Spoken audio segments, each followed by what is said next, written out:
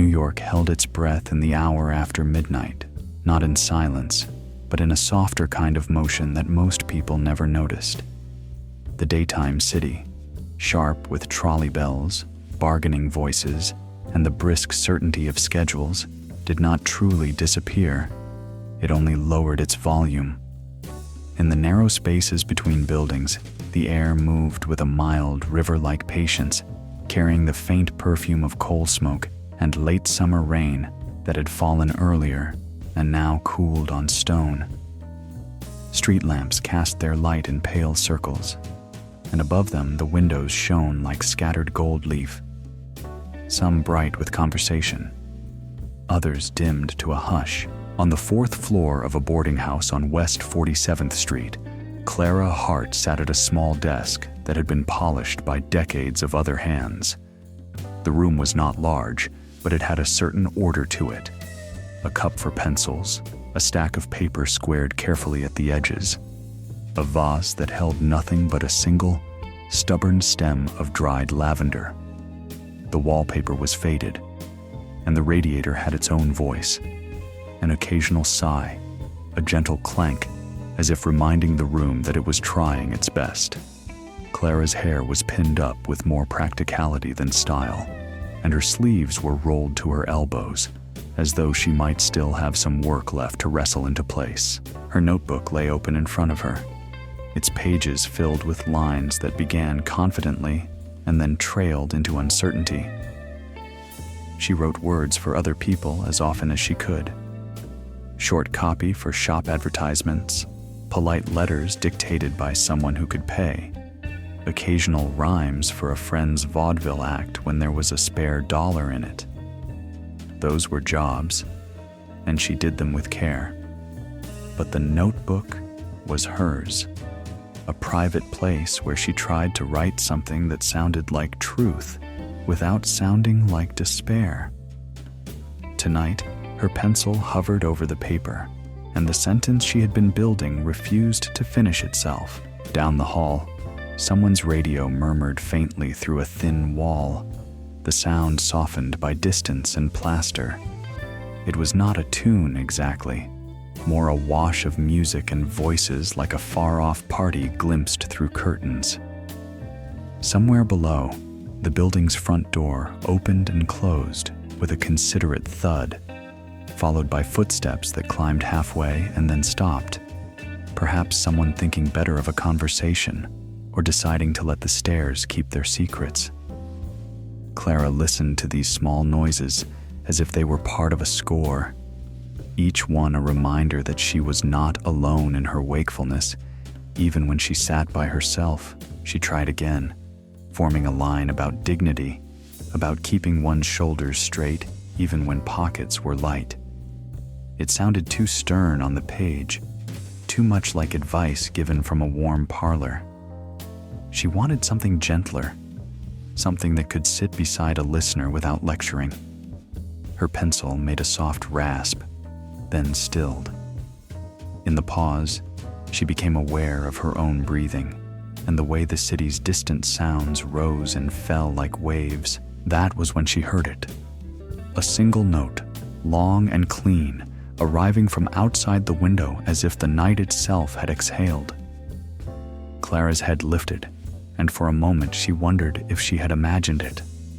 Then the note unfolded into a phrase, smooth, mellow, and unhurried, carried on the air with an ease that made it feel inevitable. It was a saxophone, but not the brassy kind that demanded attention from a crowded room. This was softer, shaped with restraint, as though the player were speaking to one person at a time. Clara rose from the desk without deciding to, the way one might stand when a familiar voice calls from another room. She crossed to the window and pushed it open. The cooler air slipped in, brushing her cheeks and lifting the corner of a paper on her desk. The sound became clearer, traveling over rooftops and chimneys, weaving between water towers and clotheslines.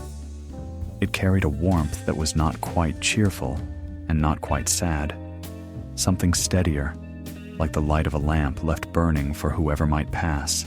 For a few breaths, She simply listened. The saxophone line did not rush. It lingered on certain notes, letting them bloom and fade. It left space, small pockets of silence that felt intentional rather than empty. Clara felt her shoulders loosen, and the tightness behind her eyes eased as if someone had loosened a ribbon. She did not know the melody, but it felt oddly familiar, as though it belonged to the city in the same way the scent of rain on pavement did. The boarding house seemed too close suddenly, too full of walls and corners.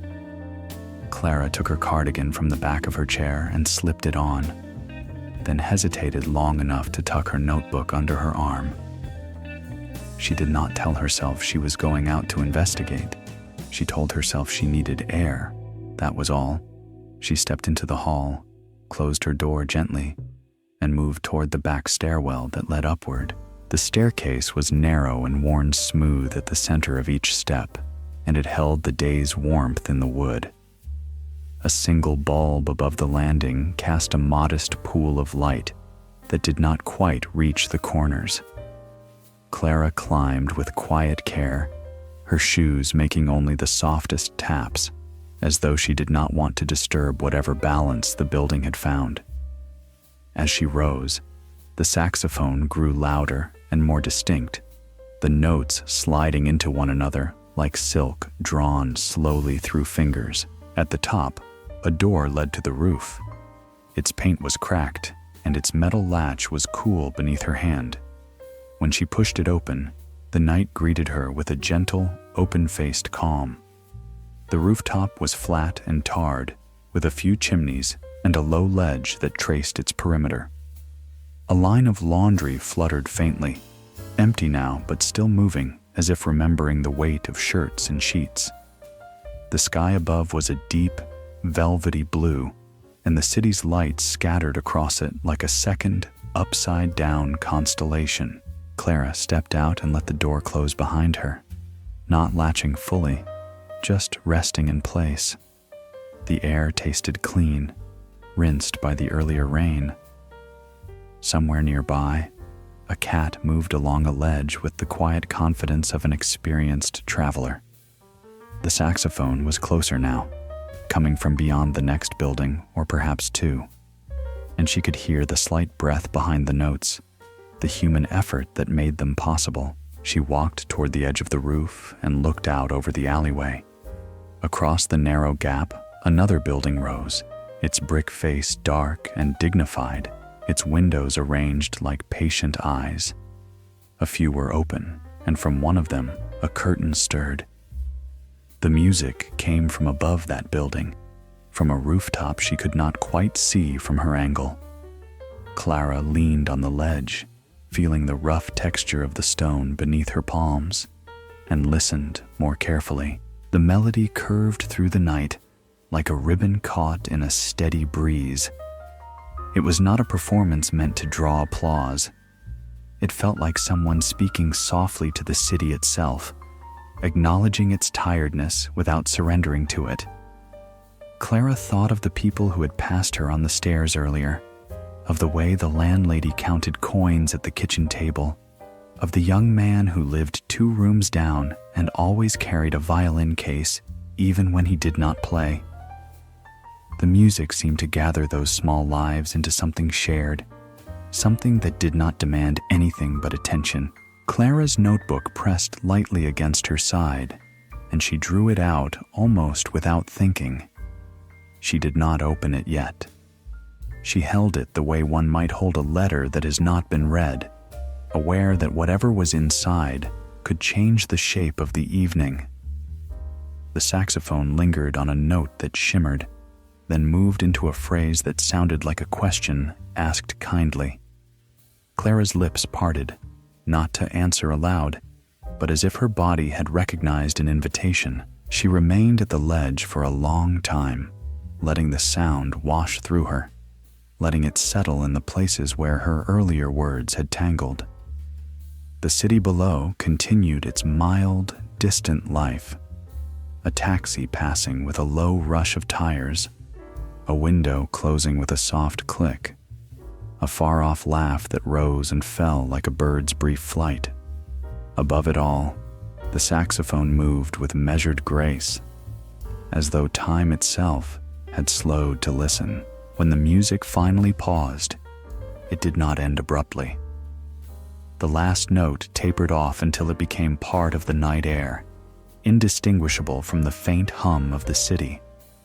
Clara stayed still, half expecting another phrase to begin, but the rooftop across the way remained quiet. In that quiet, she realized she had been holding her breath, and she let it out slowly, smiling to herself at the simple fact of relief. She opened her notebook then and wrote a single line, not a finished lyric, not even a complete thought, but something that felt true. The night is not empty. It is listening. She underlined it once, lightly, and closed the notebook again as if sealing the line inside for safekeeping. The air brushed her hair, cool and gentle, and she looked across the alley toward the neighboring roof, trying to imagine the person who had played with such patience. Clara did not call out. She did not wave or announce herself to the darkness. Instead, she remained by the ledge for another moment, as though offering a quiet promise in return, that she would come back, that she would listen again, that she would bring her words to meet those notes, if the night allowed it. Then she turned toward the door, her steps unhurried, the notebook warm against her ribs, and the faintest echo of saxophone still humming in the air like a guiding thread. The next evening, the city arrived at its quieter hour with the same patient certainty, as if New York had a second rhythm that only revealed itself when the streets stopped insisting on being noticed. A mild wind moved between the buildings, stroking the fire escapes and making the telephone wires sing faintly in their own thin register. From Clara Hart's window, the glow of street lamps looked softer than it did in daytime, as though someone had brushed a veil over the glass. She sat at her desk again, notebook open, pencil poised, and found herself returning to the line she had written the night before. The night is not empty. It is listening.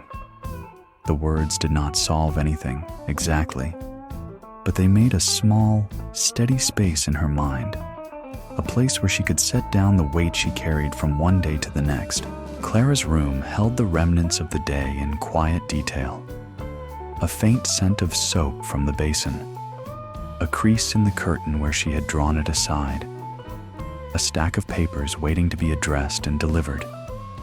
The boarding house lived around her, a structure of ordinary sounds that made a kind of comfort out of repetition. In the hall, a door opened and closed with measured care. Somewhere on the floor below, a kettle began to murmur, then quieted, then murmured again as if thinking over its own opinion. Clara heard the radio down the corridor, the voice of an announcer smoothing the edges of the world with practiced cheer, and the faint rattle of a newspaper being folded into quarters. None of it was dramatic, none of it demanded attention, and perhaps that was why it felt so important. Proof that the city and everyone in it continued to make small acts of keeping on. She tried to write a song that belonged to this hour. Not a song that pretended everything was fine, and not a song that sank into complaints. Something steadier, something that could be held like a warm cup between two hands. Her pencil moved slowly, and the phrases arrived in half-formed clusters. A clean collar, a shared loaf, the pride of a swept step, morning light in a chipped cup. She underlined words, crossed them out, rewrote them with different weights of meaning, and still the lines refused to settle into the shape she wanted. It was as if the notebook asked for honesty without harshness, for hope without grand promises. After a while, she recognized that her ears were doing what they had done the previous night, listening outward, waiting for that one sound that had made her shoulders loosen. She closed the notebook gently, and opened the window. Cool air came in, carrying the distant smell of damp brick and something sweeter. Perhaps a bakery finishing its last trays, or a cart vendor packing away fruit. For a moment, there was only the city's low hum, the soft rush of tires, a far-off laugh that rose and melted into the night. Clara leaned on the sill and waited without telling herself she was waiting. Then, as if answering a thought she had not spoken aloud, the saxophone returned. It began with a note that was not loud, but unmistakably present, and then unfolded into a phrase that seemed to drift along the rooftops rather than pushing through the air. The melody was different from the night before, yet it carried the same gentle restraint, the same careful shaping of sound that left room for the world to breathe around it. Clara felt something in her chest ease, not in a dramatic way, but in the manner of a knot loosening by degrees. The music did not claim the whole night. It simply offered itself to anyone within reach, like a lamp set in a window without a sign. She took her cardigan and her notebook and climbed to the roof again. The stairwell smelled faintly of wood and old paint, and the metal handrail was cool beneath her palm. When she pushed open the rooftop door, the sky greeted her with a deeper shade than the night before, sprinkled with a few steady stars that seemed to have found gaps between the city's lights. The tar underfoot retained a trace of warmth, and the breeze carried a soft saltiness from the river, mixing with the smell of rain that had not yet come, but felt possible.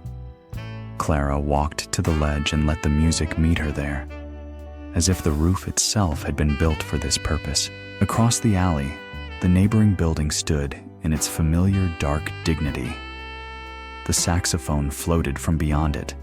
From a rooftop she still could not see clearly, and Clara imagined the musician in silhouette, someone standing with shoulders relaxed, breath steady, fingers moving with practiced care. She did not try to call out. The distance felt like part of the spell, and she was reluctant to break it with her own voice. Instead, she opened her notebook and rested it against the ledge, letting the rough stone anchor the pages. As the saxophone traced its slow curves, Clara began to write again. The melody did not dictate words to her exactly, but it gave her a pace, a rhythm that made her sentences smoother and less self-conscious. Her pencil moved in time with the phrasing. When the saxophone lingered on a note, she let a line linger too. When it slid gently into a new idea, she allowed her language to follow without forcing a hard turn. The city below provided its own quiet percussion, the distant clink of a streetcar bell, the murmur of voices, the soft thud of a closing door, and the three layers of sound together made a strange, comforting harmony. It was as though New York, for a few minutes, agreed to be tender. Clara wrote about small dignities because they were what she could trust. She wrote about hands washed carefully, even when the day had been hard. She wrote about mended hems and polished shoes, about the kindness of a neighbor who held a door without comment. She wrote about the way people carried themselves on the sidewalk, faces forward, shoulders squared, not to deny difficulty, but to refuse humiliation. Each phrase was a thread, and as she set them down, she could feel them weaving into something more than a list. The saxophone hovered above it all, a soft lantern of sound, guiding her without demanding that she arrive anywhere quickly. There were nights when the air was warmer, and the tar gave off a faint, sun-baked scent that reminded Clara of summer afternoons spent at the window, watching laundry flap like white flags of truce. There were other nights when a thin mist rose from the streets and made the city lights blur into halos, turning the skyline into a watercolor. Sometimes Clara heard footsteps on another roof, quiet movement, careful pacing, and she wondered if others had begun to listen too. drawn by the same gentle music.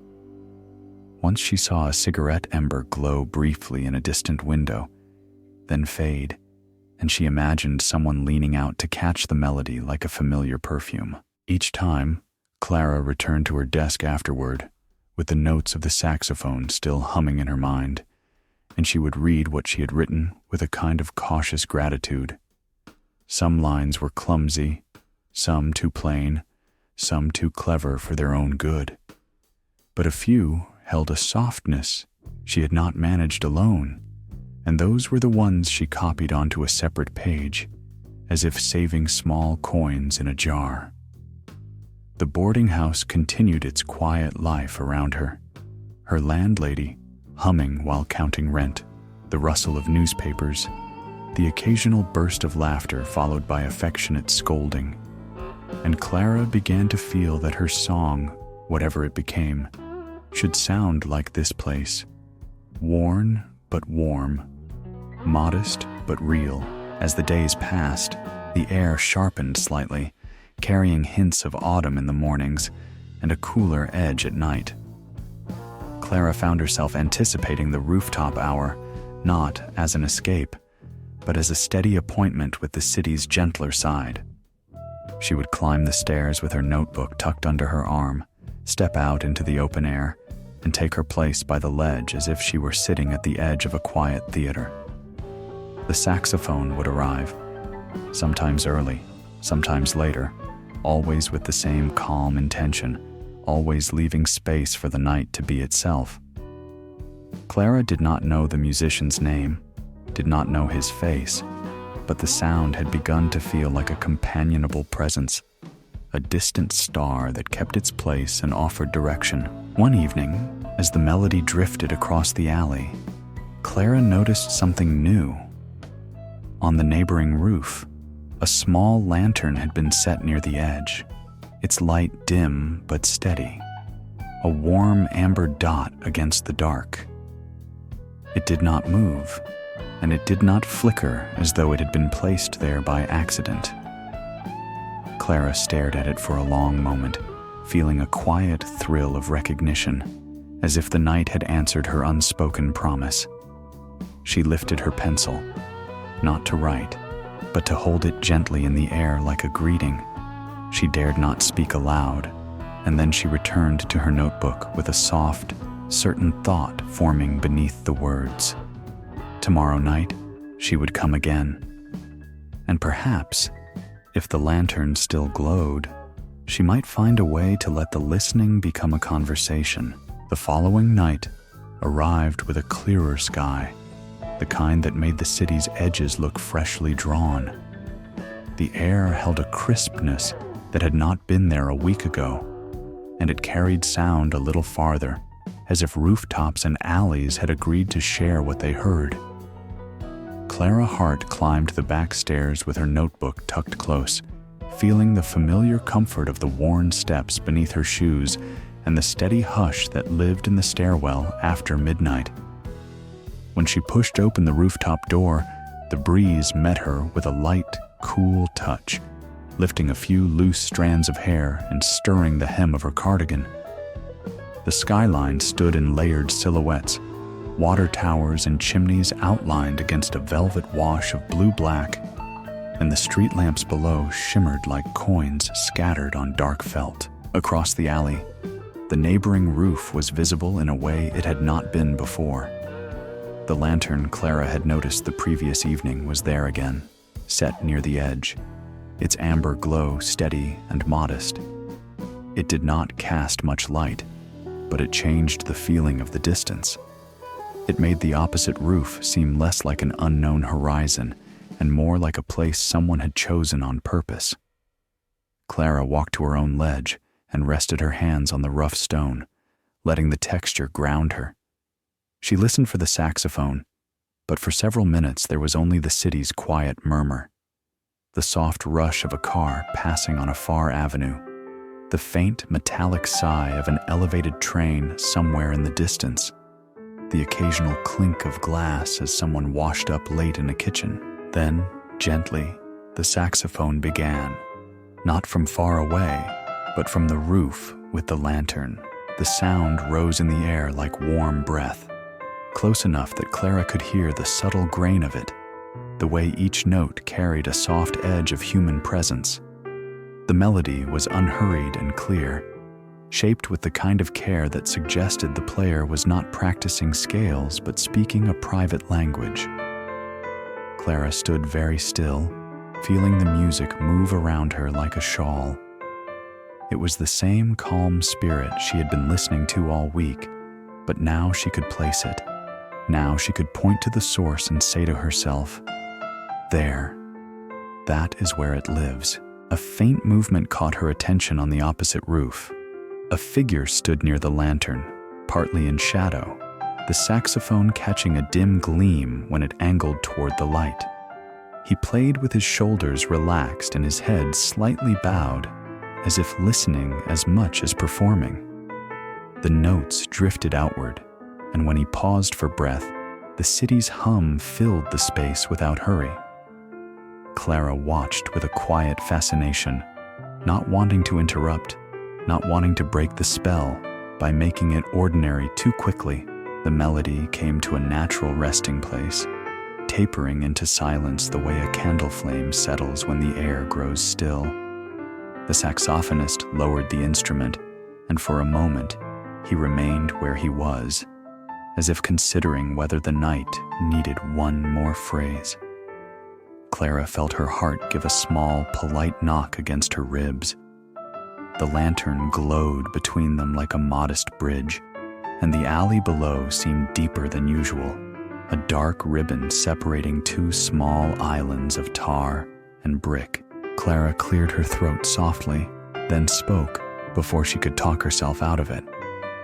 "That's beautiful," she called, keeping her voice gentle so it would carry without turning sharp. The man looked up, his face still mostly shadowed, but his posture changed in a way that suggested surprise without alarm. He took a step closer to his own ledge, and the lantern light found more of him. Dark hair neatly kept, a simple shirt with sleeves rolled to the forearms, and a calm expression that held no impatience at being addressed. He did not answer at once. Instead, he lifted a hand in a small greeting, as though acknowledging that her voice belonged in the night as much as his music did. "Thank you," he called back, his tone easy and warm. "I'm glad it reaches someone." "It reaches more than someone," Clara replied. And then, realizing how that might sound, she added with a quieter honesty, "It reaches me. I've been listening from this roof." A soft laugh, more breath than sound, came from him, not mocking, but pleased. "Then we've been neighbors in the dark," he said.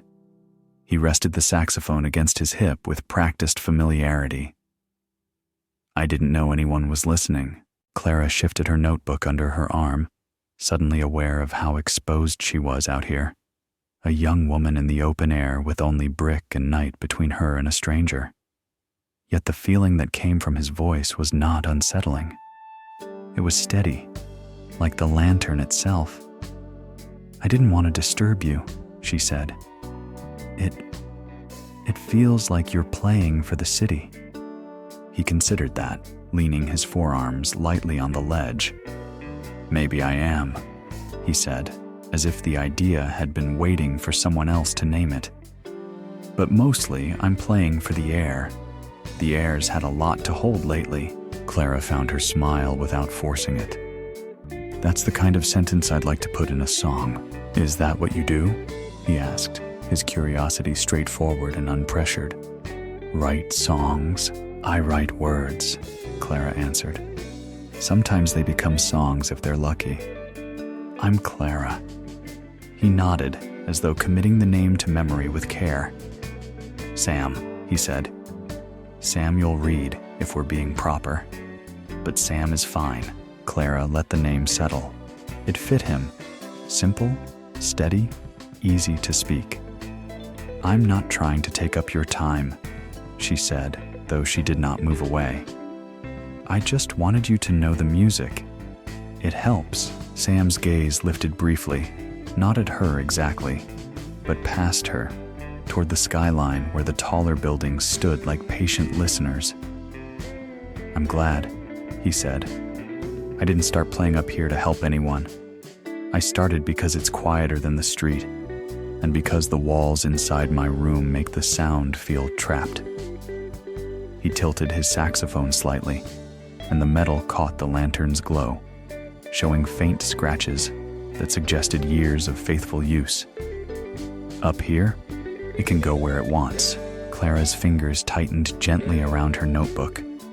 The idea of sound trapped by walls felt familiar in a way she could not easily explain. "That's what I want for my words," she admitted, surprising herself with how quickly the truth came out. "I want them to go where they're needed, but not in a loud way. In a way that doesn't demand anything." Sam's expression softened, and he nodded as if he understood perfectly. "Then you're already on the right roof," he said. "The city listens better from up here." A light wind moved between them, and Clara could hear, in the pause of their conversation, the smallest details. The flutter of a distant curtain, the faint click of a fire escape ladder settling, the hush of the avenue as traffic thinned. The lantern's flame trembled, but did not go out. It made Clara think of the lines she had written about dignity, about keeping something bright, even when the day had tried to dull it. Sam shifted his weight, then lifted the saxophone again, not to resume playing at once, but to hold it in the ready position, as if the instrument were part of how he spoke. "If you're writing," he said, "and you ever want to hear how your words sit with a melody, you could read a line, just one. I can try something under it." Clara hesitated. The invitation was gentle, but it carried a quiet significance, like a door opening onto a room she had only imagined. She glanced down at her notebook, at the pages filled with unfinished verses and crossed out hopes. She did not want to offer something clumsy. She also did not want to retreat into perfection and miss what the night was offering. "I have something small," she said at last, her voice calmer than she felt. She opened the notebook and found the page she had copied carefully, the lines about hands washed clean, about pride kept in simple habits. She looked up toward Sam, the lantern light catching the edges of her features now, making the distance feel less like separation and more like stage space. "All right," she said, and held the notebook steady. "Just one line." Sam lifted his chin in quiet encouragement, his posture attentive without pressure. Clara drew in a measured breath, then began to read, her words traveling across the alley like a ribbon of sound, meeting the night halfway. Clara's voice, when it crossed the alley, did not try to compete with the city. It traveled in a steady, unadorned line, shaped by the same care she used on the page, and it carried the faint warmth of a person speaking from the heart rather than performing. She read the sentence slowly, letting each word land with its own weight, as if placing small stones in a row. A simple image of clean hands at a basin, of dignity kept in quiet habits, of the way a person might straighten a collar not for anyone else's approval, but for their own sense of self. The night seemed to hold the words carefully, and even the breeze, which had been teasing at the laundry lines, softened as though listening. On the opposite roof, Sam Reed remained still for a moment after she finished, his saxophone lifted, his gaze directed toward her but not pressing. The lantern beside him glowed like a patient witness, outlining the curve of the instrument and the relaxed set of his shoulders. He did not answer with speech. Instead, he brought the mouthpiece to his lips and released a single low note that matched the tone of her sentence, neither mournful nor bright, but grounded, like the first step onto a familiar stair. The sound rose, held, then eased into a gentle second note. And Clara felt, with quiet amazement, that her words had found a place to rest. He shaped a soft phrase beneath the line she had read, as if offering it a floor made of music. The melody did not crowd her meaning. It made room for it, leaving small pockets of silence where her images could breathe. Clara's fingers tightened lightly around her notebook, not from nervousness now, but from a strange relief, the kind that arrives when something private is understood without being questioned. In the distance, a taxi rolled by with a muted hiss of tires, and somewhere below, a window shade was drawn. The city continued its gentle motions, yet the rooftop space between them felt briefly set apart, as though the night had created a small room made only of sound. Clara glanced down at her page and read the same line again, this time in time with his notes. The rhythm changed her phrasing in subtle ways, smoothing the edges she had not noticed on paper. Sam answered her second reading by adding a quiet turn at the end of the phrase, a musical curve that suggested continuation, not conclusion. It was not a grand flourish. It was something humbler and more intimate, a sign that the melody wanted to stay close to the ground where ordinary people walked. "That fits," Sam called softly when he let the last note fade. His voice carried easily, unhurried, as if he had all the time the night could offer. "Your words sit well in the air." Clara found herself nodding, though he might not see it clearly from that distance. "They've been stumbling on the page," she admitted, feeling less shy now that the music had made the conversation gentler. "I keep trying to write something comforting, but I'm afraid of sounding like I'm pretending." Sam's answer came after a pause that felt thoughtful, not withholding. "Comfort doesn't have to pretend," he said.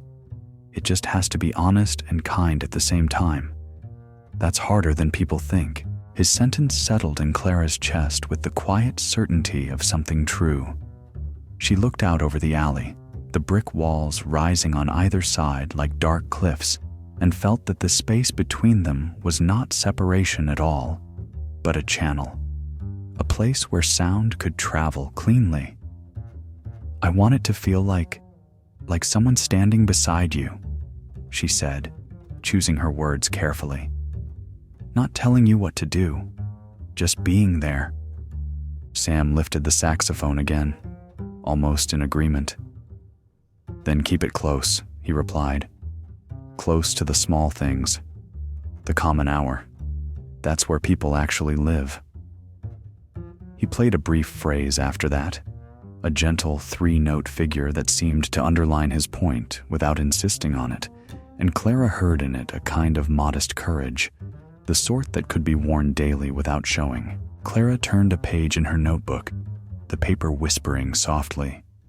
She did not offer him a full verse, not yet. The pages held too many half-finished ideas, too many crossed-out lines that still felt tender.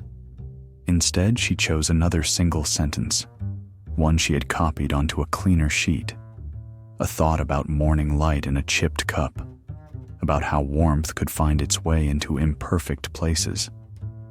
She read it aloud, and Sam answered at once, shaping his notes to mirror the image.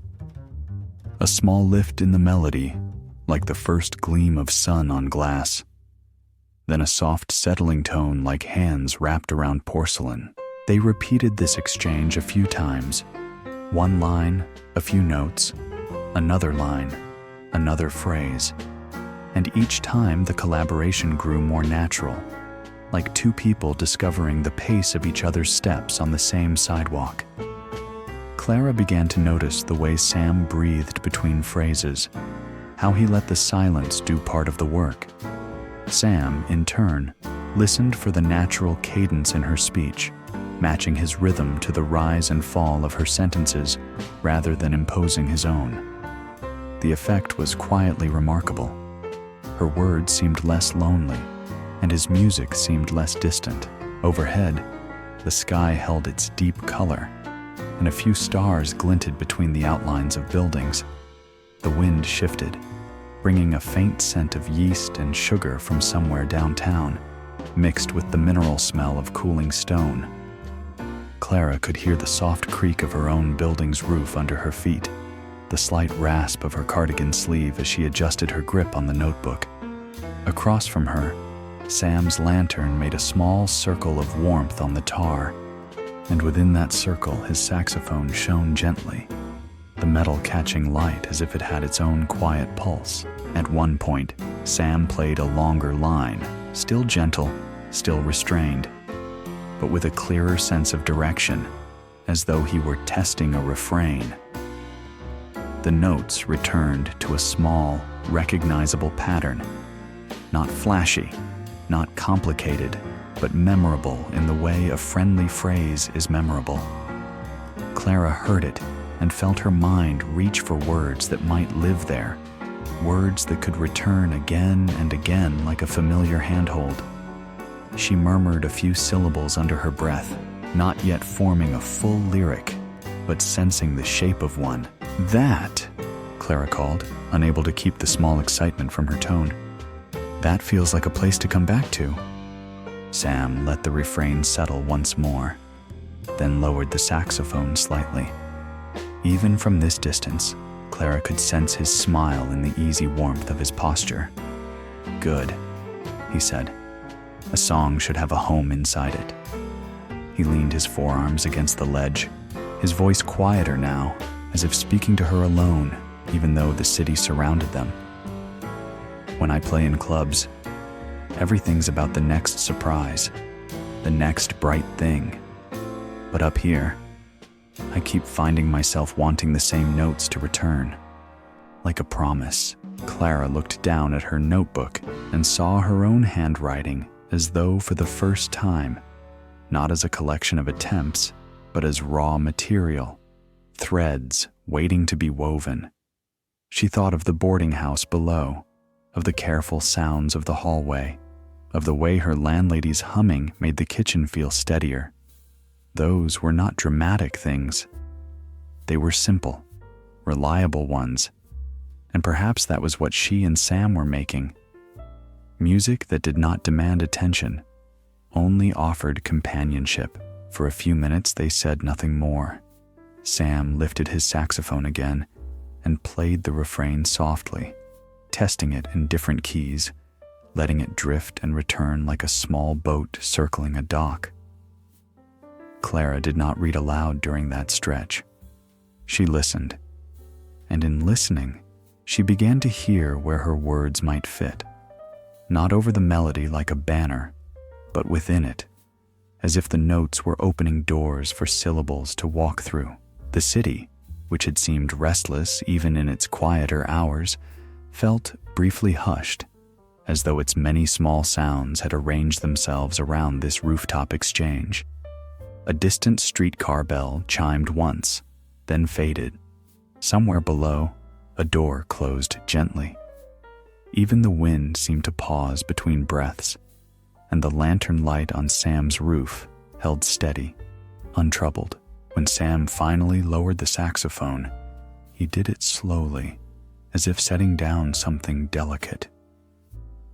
"Clara," he called, his voice calm and inviting. "Would you come back tomorrow night?" She did not need to consider whether she wanted to. She only needed to feel the simple rightness of it. "Yes," she replied, and her answer sounded steadier than she expected. "I'll bring a few more lines. Not too many." Sam's laughter was quiet, friendly, and brief, like a small bell. "That's perfect," he said. "One line at a time. We'll build it the way the city builds anything worth keeping." Clara closed her notebook with care, holding it against her chest as if it contained something newly alive. Across the alley, Sam lifted one hand in a modest farewell, and the lantern beside him seemed to glow a little brighter for a moment, as though pleased by the agreement. Clara turned back toward her rooftop door with unhurried steps, the refrain still humming in her ears, and the gentle certainty of a meeting waiting in the next night's air. The next night, The air carried a faint, clean sharpness, as if the city had been rinsed and left to dry under a wide, patient sky. Clara Hart climbed to her roof, with her notebook tucked under her arm, and Sam Reed's refrain still lingering in her mind, like a ribbon tied around a promise. The stairwell smelled of old wood and soap, and each step seemed to remember her feet from the nights before. When she pushed open the rooftop door, the breeze met her with a cool, steady touch, stirring the empty laundry line and making it whisper softly against its pulley. Across the alley, Sam's lantern glowed in its modest circle, and the shape of him stood nearby in shadow and amber light. Saxophone lifted, as if it belonged naturally to the skyline. Clara moved to her ledge and rested her notebook on the stone. She did not call out immediately. The quiet between them had become part of the ritual, a courteous pause in which the city's own sounds were allowed to settle into place. A distant trolley bell, the far murmur of a late conversation, the gentle rush of tires on an avenue that had stopped hurrying. Then Sam played a soft opening phrase, nothing dramatic, only a calm invitation, and Clara answered by reading a line she had chosen with care, a sentence about keeping one's name bright even when the day tried to smudge it. The notes wrapped around her words with the same patient respect as before, and she felt, almost with relief, that the collaboration was not a single lucky moment, but something steadier, something that could be returned to and built upon. They worked slowly, one line at a time, letting the music and language find each other without force. Clara read about small dignities, the clean collar, the swept step, the careful mending of a hem, and Sam responded with phrases that sounded like warm light falling across those images. He played with restraint, letting the silence between notes hold its own meaning, and Clara found herself shaping her voice to meet that space, leaving room for listeners to breathe inside the words. The alley between the buildings seemed less like a gap and more like a corridor designed for sound, as if the bricks themselves had agreed to carry gentleness tonight. Clara did not think of it as performance. It felt more like two people speaking softly across a courtyard, the city overhearing and choosing, for once, not to interrupt. After a while, Clara noticed movement at the far end of her roof. At first, she assumed it was only the wind troubling a shadow, but then she saw a figure settle near a chimney, someone careful and quiet, as if arriving late to a room where an important conversation was already underway. The woman wore a coat draped around her shoulders, and her hair was pinned back with the practical neatness of someone who worked with her hands. She leaned lightly against the brick, face turned toward the alley, listening. Clara kept her gaze on her notebook, resisting the urge to stare, but the awareness of a listener changed the air. It made her words feel less like private draft and more like something offered. A few minutes later, another shape appeared on a neighboring rooftop farther down the block. This one was a man who sat with his back against a water tower support, a metal lunch pail placed beside him like a companion. He held a cigarette, but did not light it. Instead, he rested his hands on his knees and listened with a stillness that suggested tiredness without complaint, the kind that came from long hours and steady effort. Beyond him, on a roof even farther away, a young couple emerged, carrying a folded blanket. They did not spread it out right away. They simply sat close together near a vent pipe, shoulders touching, faces angled toward the sound, as if the melody had pulled a thread through the night and gathered them gently to its end. The rooftop world widened by degrees. A window opened somewhere below, and a woman leaned out, elbows on the sill, head tilted as though she were trying to catch every note. On the fire escape of Clara's building, two silhouettes appeared briefly and then settled on the steps, careful not to make the metal clatter. The city's usual lateness, its restless insistence, seemed to soften at the edges, as if the music were smoothing the air like a palm over rumpled fabric. Clara felt a small, quiet surprise. She and Sam had not advertised anything, had not asked anyone to come. Yet here they were, neighbors arranged on roofs and escapes and windowsills, gathering without the usual signals that called for applause or excitement. When Clara read her next line, she heard her own voice change. Not louder, not more theatrical, but warmer, as if she were speaking to people she could almost see, rather than to the blank page. She chose words more gently, letting them land with kindness instead of cleverness. Sam seemed to sense the shift without being told. He softened his tone too, rounding the edges of his phrases and letting the refrain return like a familiar handhold. The melody was simple enough to remember, but rich enough to hold attention. And as it floated out over the alley, Clara imagined it slipping through open windows and settling in kitchens and hallways like a comforting scent. No one clapped. No one called out. The listeners offered something quieter, a shared stillness that felt like respect. The seamstress by the chimney did not move except to pull her coat tighter when the wind brushed her shoulders. The man with the lunch pail rested his head back against the support beam and closed his eyes briefly, not in withdrawal, but in a gesture of ease, as though the music had taken a weight off his neck. The young couple shifted closer together beneath their blanket, and the girl's hair lifted and fell with the breeze like a soft pennant. Even from where Clara stood, she could feel the change this made. The night did not feel empty anymore, and it did not feel demanding. It felt shared. Clara turned a page in her notebook, and the paper's whisper sounded unusually loud in the hush. She hesitated, suddenly aware that she was offering unfinished things to strangers. The notebook held lines that were still tender, still uncertain, still learning how to stand. Yet the listeners did not seem to require perfection. Their presence felt like an open palm rather than a judgment, as if what they needed was not polish, but sincerity. Clara chose another line, one she had almost crossed out earlier that day, and read it anyway, trusting the calm of the moment. Sam answered with a phrase that made the line sound wiser than it had on the page, not by hiding its simplicity, but by honoring it. Across the alley, Sam leaned slightly on his ledge between phrases, his lantern steady beside him. He looked toward the far roofs now and then, noticing the silhouettes that had gathered, and the expression on his face remained unshowy but touched, as though he had been given something unexpected and did not want to mishandle it. When the refrain returned again, he played it more clearly, not louder, but with a gentle certainty, as if offering the neighborhood a small, dependable place to rest their attention. Clara felt her chest tighten briefly, not with fear, but with the sudden awareness of responsibility. A song could become a kind of shelter. It could also become a mirror.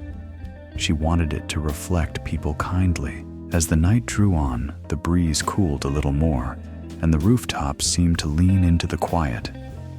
Clara and Sam let the music taper naturally, ending not with a flourish, but with a soft final note that dissolved into the city's hum. For several breaths, no one moved. The listeners stayed where they were, as if holding the last tone in the air a moment longer, reluctant to let it vanish entirely. Then, slowly, the figures began to drift back, one stepping away from a chimney, another lifting a lunch pail, the couple folding their blanket with quiet care. A window closed softly. The fire escape silhouettes retreated without a word. The night returned to its usual shape, but it felt altered, gentled, as though it had been brushed clean. Clara closed her notebook and held it against her ribs, feeling the warmth of her own body through the cover. Across the alley, Sam lifted a hand in a small farewell, and Clara raised hers in return. As she turned toward the rooftop door, she heard something that made her pause, a faint, half-formed hum from somewhere below, a neighbor catching the shape of the refrain as if trying it on quietly for size. The sound was brief, almost swallowed by the distance, but it was unmistakable. Clara stood for a moment in the doorway, listening, and then, without rushing, without fanfare, she went down the stairs with a new certainty in her step, already carrying a promise back up into tomorrow's night air. The morning after the rooftop gathering, the boarding house kitchen smelled of weak coffee and toasted bread, and the ordinary sounds of life resumed their familiar pattern. A spoon tapping a cup, a chair scraping gently across the floor, the low murmur of two tenants exchanging polite remarks about the weather. Clara Hart sat at the small table near the window, with her notebook open beside her plate, not writing yet, only letting the day settle around her. Light filtered in through the glass and fell across the worn wood in soft rectangles, revealing old scratches and the faint sheen of years of use.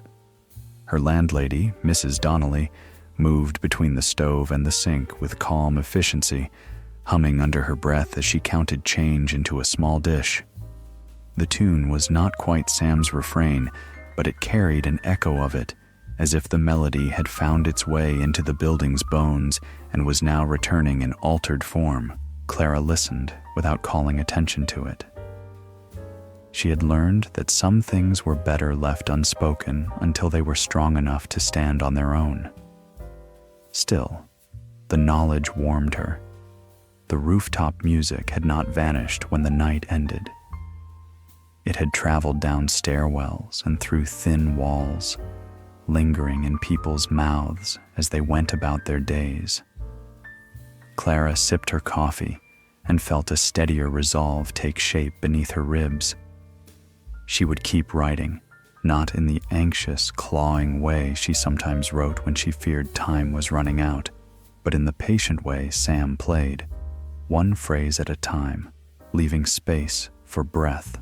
The day unfolded with its usual demands. Clara delivered a short piece of copy to a haberdashery on 8th Avenue, then stopped by a small office where a clerk handed her an envelope with a few dollars for a letter she had drafted the week before. She bought a loaf of bread and a bit of cheese, and on the walk back she noticed the city's faces, tired, focused, determined to hold themselves upright. Men in rolled sleeves and loosened ties stepped briskly around puddles. Women in plain coats carried parcels with careful grip. There was a quiet pride in the way people navigated the sidewalks, not as if they were unburdened, but as if they refused to be bent. Clara watched them and thought of her own lines about dignity, about keeping one's name bright, and she realized the song she and Sam were shaping belonged to these streets as much as to their rooftops. By late afternoon, a fine mist began to drift through the avenues, softening the edges of buildings and turning the street lamps into pale halos even before night fully arrived.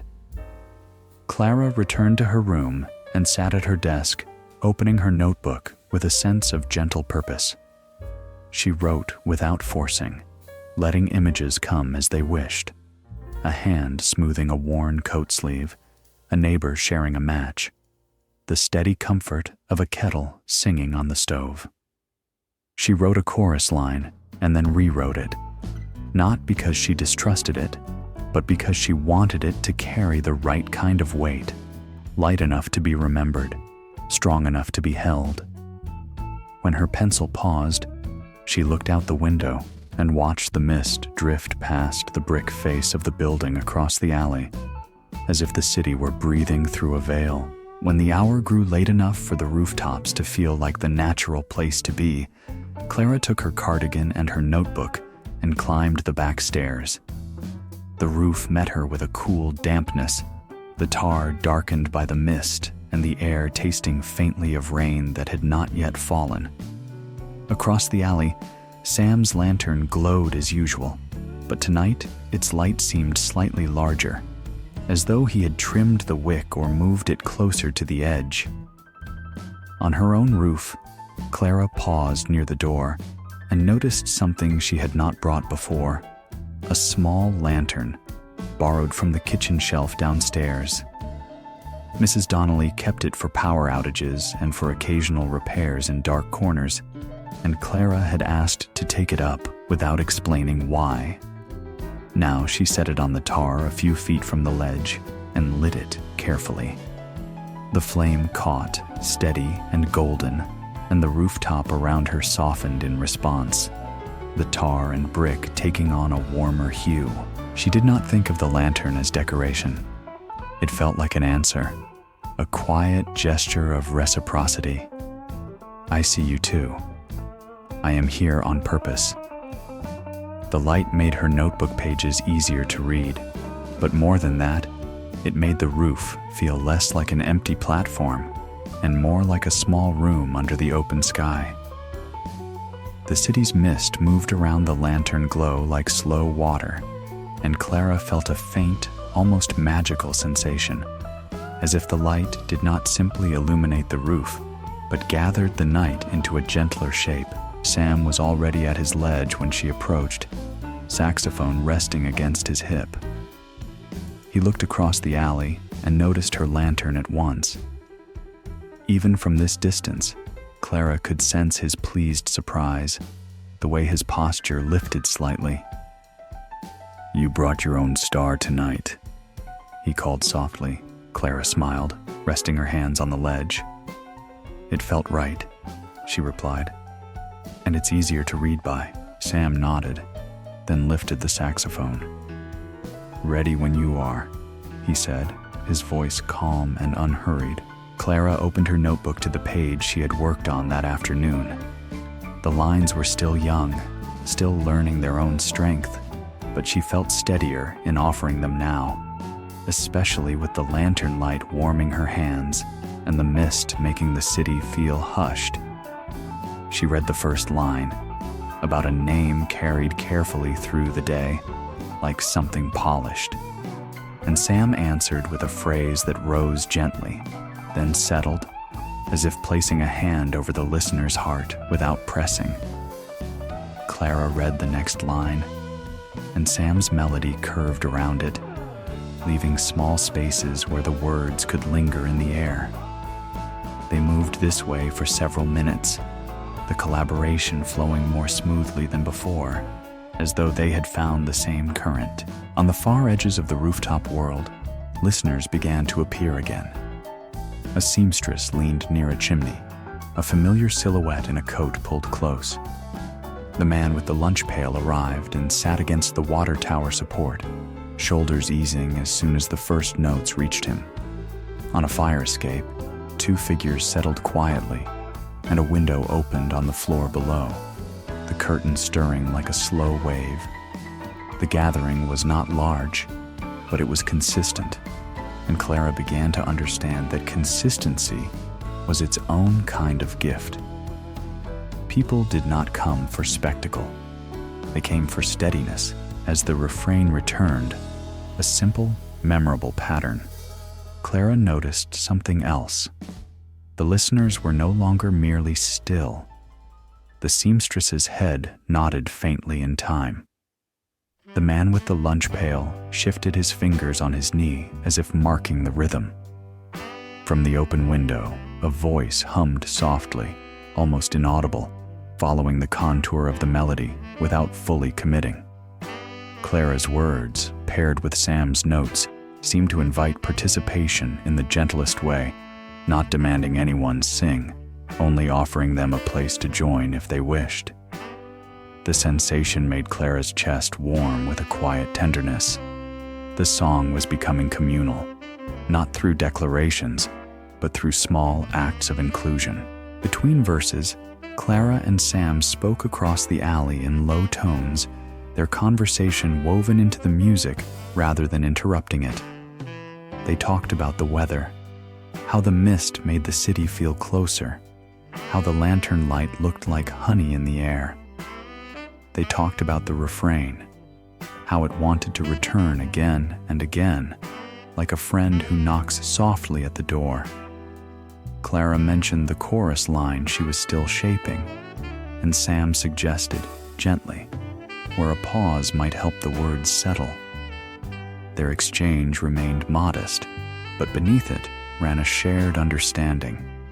They were making something meant to hold people up, even if only for a few minutes at a time. As the night deepened, the mist thinned, and the skyline sharpened into clearer outlines. The lanterns on both roofs glowed steadily now, two small pools of warmth facing each other across the alley. Clara looked down at her notebook and saw, with sudden clarity, the path her lines were taking. They were not preaching. They were witnessing. They were naming the quiet dignity she saw every day and turning it into something that could be carried. She wrote a new phrase in the margin while Sam played softly, a simple line about keeping your name bright. And when she read it aloud, Sam answered with a melody that made the words feel inevitable, as if they had always belonged together. When the music eased toward its end, it did so gradually, letting the refrain return one last time with gentle certainty. The listeners remained still, holding the quiet like a shared candle flame. Clara closed her notebook and rested her hands on the ledge, feeling the cool stone beneath her palms and the lantern's warmth at her back. Across the alley, Sam lowered his saxophone and leaned forward slightly. "Clara," he called, his voice carrying a note of careful invitation. "Tomorrow night, would you come to my roof?" The question landed softly, not like a demand, but like an offered chair in a quiet room. Clara's breath caught in a small, surprised way. She looked at her lantern, then at his, and felt the gentle shift of something opening wider. "Yes," she answered after a brief pause, her voice steady. "If you don't mind." Sam's smile seemed to reach her even in the dim light. "I'd like it," he said simply. Clara nodded, as if sealing the promise with her posture. She extinguished her lantern carefully, watching the flame shrink to a glowing thread before disappearing, and then she turned toward the rooftop door with her notebook held close. As she descended the stairs, the scent of soot and soap returned, and the boarding house sounds rose to meet her. Yet inside her, a quieter light remained, steady as a lantern carried through mist, guiding her toward tomorrow night's invitation. The next day moved with the slow steadiness of early autumn, when the sun still held warmth, but the shadows lengthened with a gentler insistence. Clara Hart went about her errands with Sam's invitation resting in her mind like a folded note carried close to the heart. She delivered a letter on 52nd Street, paused at a corner stand to buy a small paper of roasted chestnuts, and walked home with the warm bag tucked in her coat pocket. The city felt busy, yet not harsh. The sidewalks were full of people who knew how to keep their faces composed and their hands occupied, as if work itself could be a kind of dignity. Clara watched them and listened to the street's incidental music. Heels on pavement, a vendor calling softly, a passing car's low cough, and she found herself hearing the outlines of her chorus within those sounds, as though New York's daily rhythm were quietly rehearsing with her. Back at the boarding house, the hallway carried the scent of starch and soap. Mrs. Donnelly's door stood open a crack, and from within came the soft clink of dishes being stacked with care.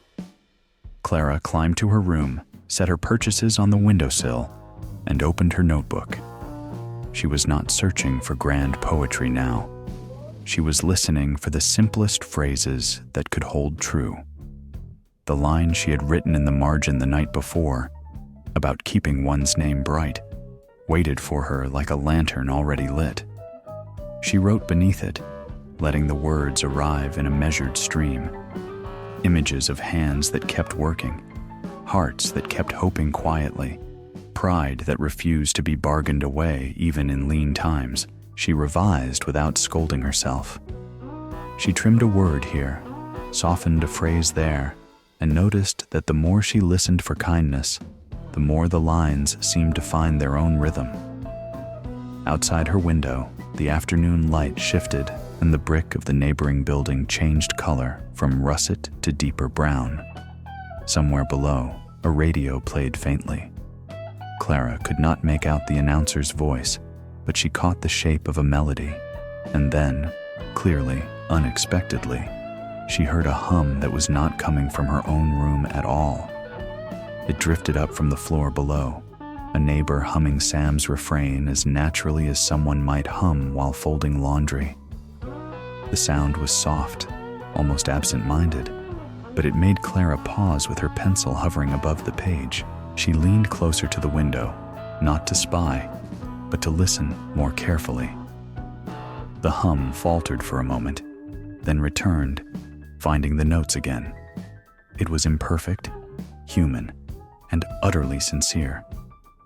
Clara felt a quiet warmth spread through her chest. The Rooftop song was no longer contained by tar and brick.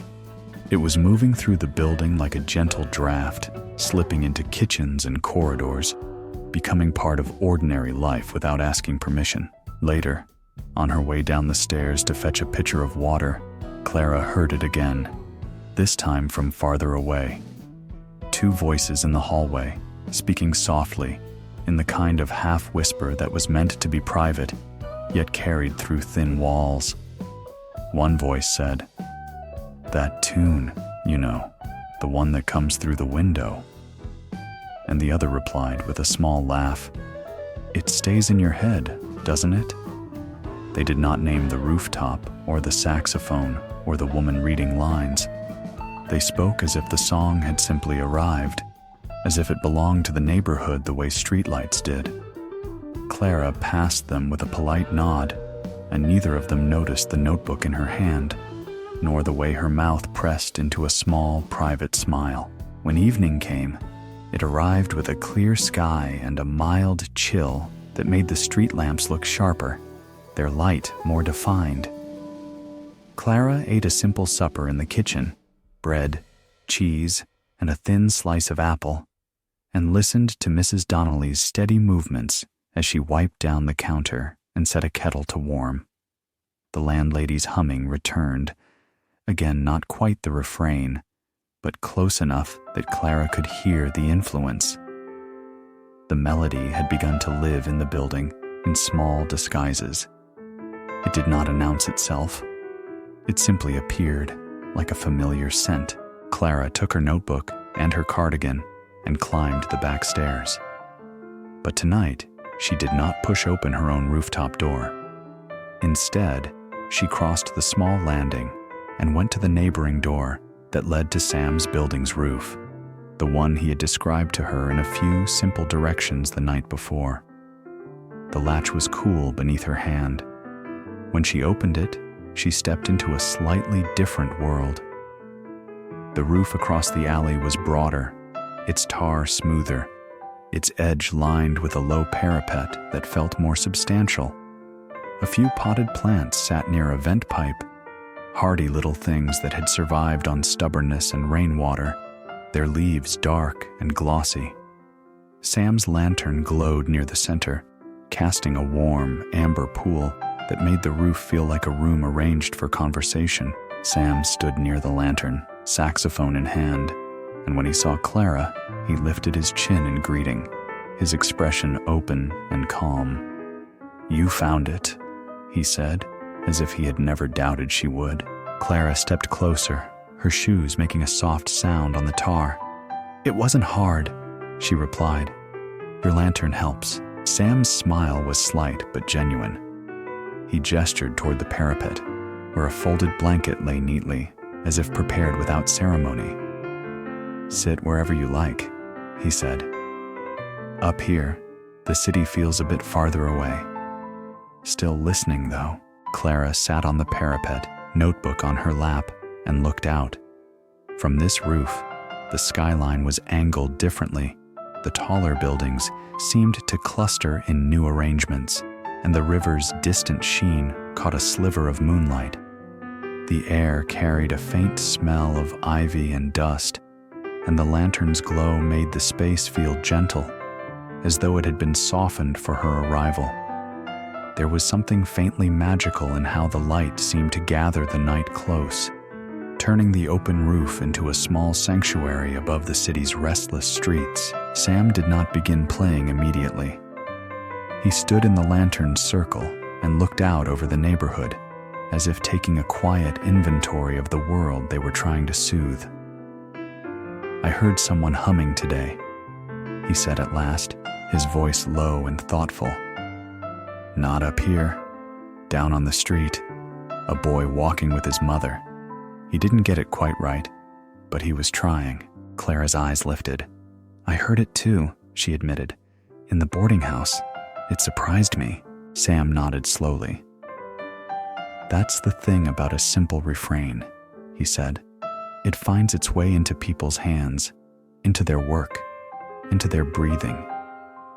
He looked at Clara with a calm seriousness that did not feel heavy. "We should keep it simple on purpose, not because people can't follow something complicated, but because people deserve something they can carry." Clara turned her notebook slightly, as if showing it to the lantern light rather than to him. "I've been thinking the same thing," she said.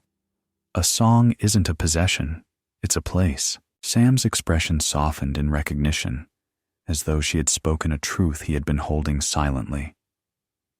"Exactly," he replied. "A place you can step into, even if the day has been rough." He lifted the saxophone then and played the refrain once, quietly, testing it in the open air of his roof. The notes rose and settled like a familiar greeting. Clara listened, then began to read a few lines she had shaped that day, her voice steady, her words paced to fit the spaces his melody left.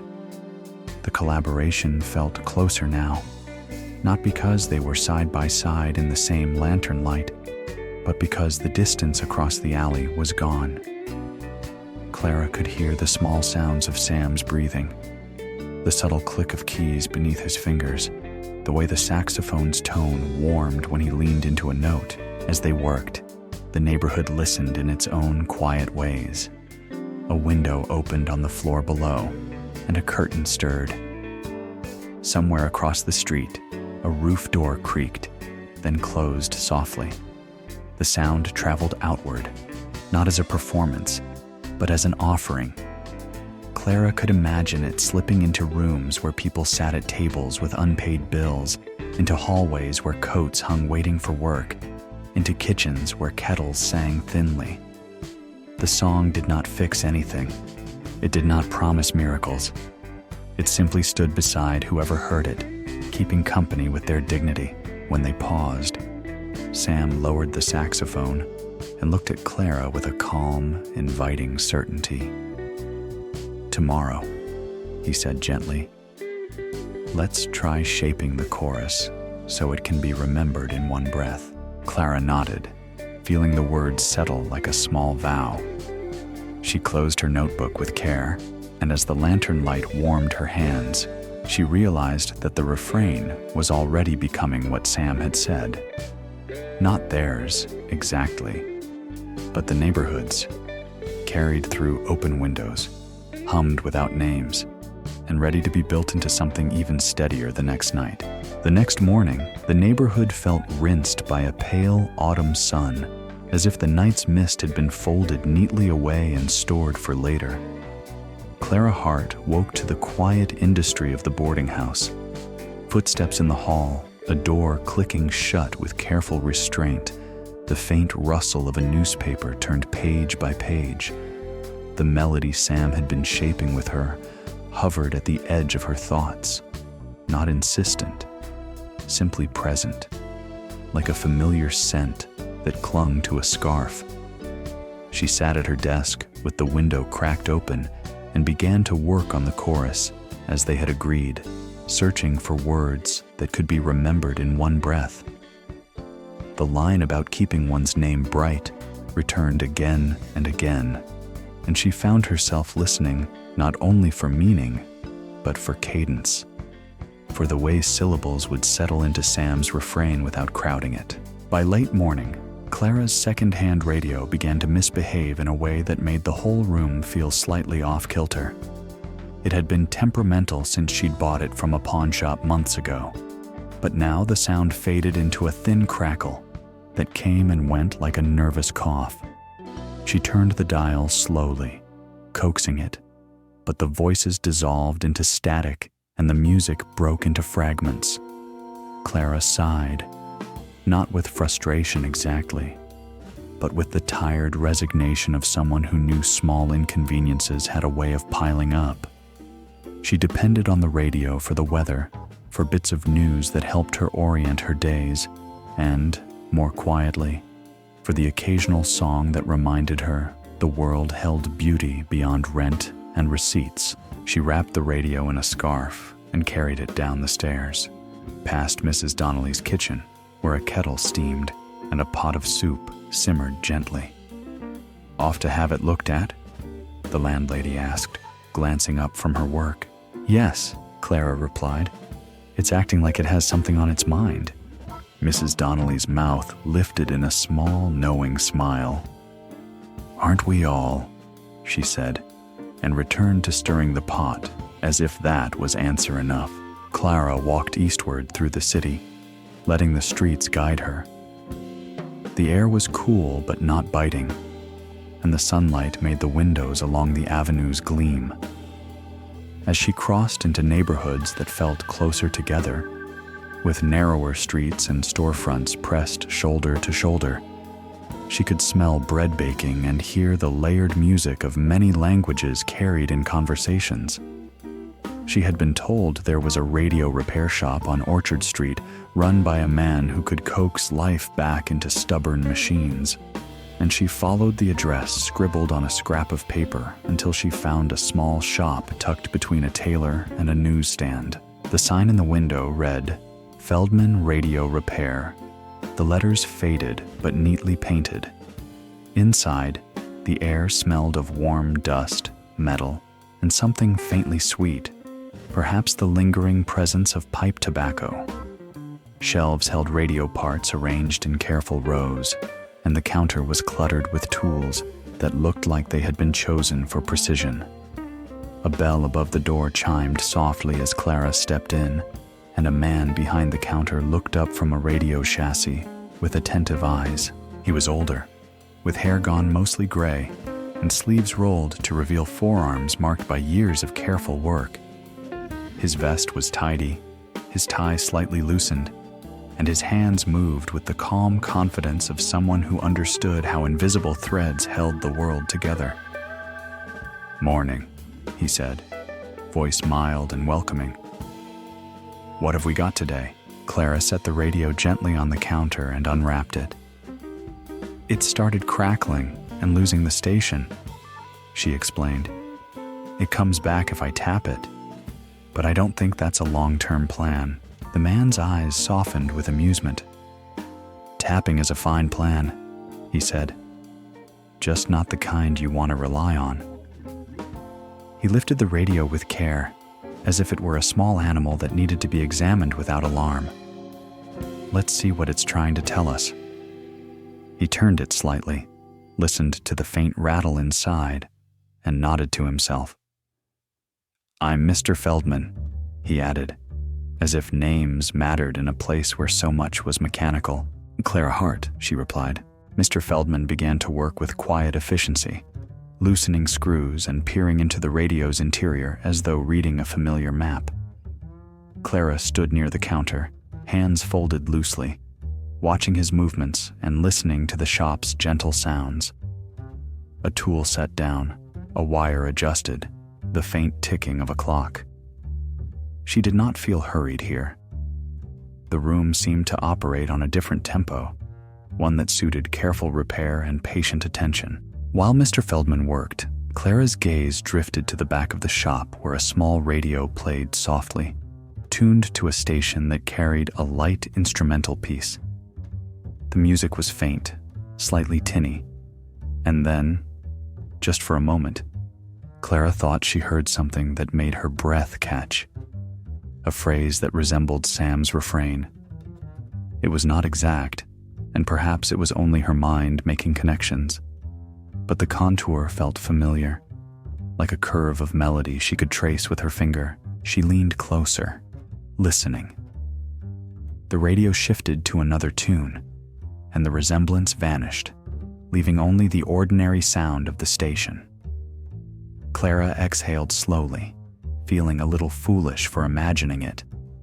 Yet the thought lingered, how quickly a melody could travel, how easily it could be mistaken for something else when it had already begun to belong to the air. Mr. Feldman glanced up, noticing her attention. "You listen like someone who cares about music," he observed. Clara hesitated, then answered truthfully. "I write words," she said, "for songs sometimes."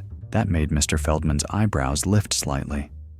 "Ah," he said, as if that explained the way she watched the radio as though it were more than a box of wires. "Then you know, sound is a stubborn thing. It finds cracks, it travels." He returned his focus to the radio's interior. People think the magic is in the singer or the band, but often it's in the way a small signal catches and a room changes. Clara smiled faintly at the word magic. The shop, with its warm dust and careful hands, did feel faintly enchanted. "That's what I like about it," she admitted. "It can reach someone without asking anything from them." Mr. Feldman nodded, making a small adjustment. "Exactly," he said. "Now, this wire here is loose. That's why you're getting the crackle." He tightened it with a delicate twist and replaced a worn component with one from a labeled drawer. "There. Give it a try." Clara watched as he turned the dial. The radio responded with a clean, steady voice from a station, then music that flowed without breaking. The sound filled the small shop like a cup filling with warm water, and Clara felt a quiet satisfaction that surprised her. It was only a repaired radio, but it meant her room would have its gentle voice again, its connection to the wider world. Mr. Feldman set the radio back on the counter. "It should behave now," he said. "But if it starts acting up again, bring it back. Some machines need a little reminding." Clara reached into her purse, counted out the payment, and handed it over. Mr. Feldman tucked the bills into a drawer and paused as if considering something. "If you don't mind me saying," he began, tone careful, "the kind of songs people need most are the ones that don't try to impress them, the ones that sit beside them." Clara felt the sentence land in her chest like a small bell tone. It was what Sam had said in different words. "That's what I'm trying to write," she confessed. Mr. Feldman wiped his hands on a cloth and looked at her with a quiet seriousness that did not feel heavy. "Then here's a thought," he said. "A local station, nothing grand, sometimes records modest performances for late-night broadcast. Simple things. A voice, an instrument. People working a late shift like hearing something that feels human." He tapped the counter lightly, as if marking the idea in place. "If you ever had a song that could carry, that could help a listener keep their shoulders straight, it might do well there." Clara's pulse quickened, not with fear, but with the sudden widening of possibility. The rooftop music had felt like a private room shared with neighbors. A broadcast felt like opening the door to strangers. She pictured radios in kitchens, in small apartments, in shops where men worked late, and she wondered if her words would sound too bare without the lantern and the mist. She also imagined Sam's saxophone moving through those rooms like warm breath, and the image made the idea feel less daunting. "I thank you," Clara said carefully. "I don't know if we're ready for anything like that." Mr. Feldman's smile returned, mild and reassuring. "Readiness is a flexible thing," he said. "You don't have to decide today. I'm only planting the seed." Clara nodded. the phrase planting the seed echoing in her mind like Sam's refrain. She wrapped the radio again and stepped out onto Orchard Street with the repaired weight of it in her arms.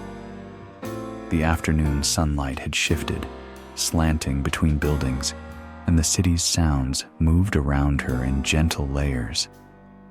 As she walked back toward her neighborhood, she carried more than the radio.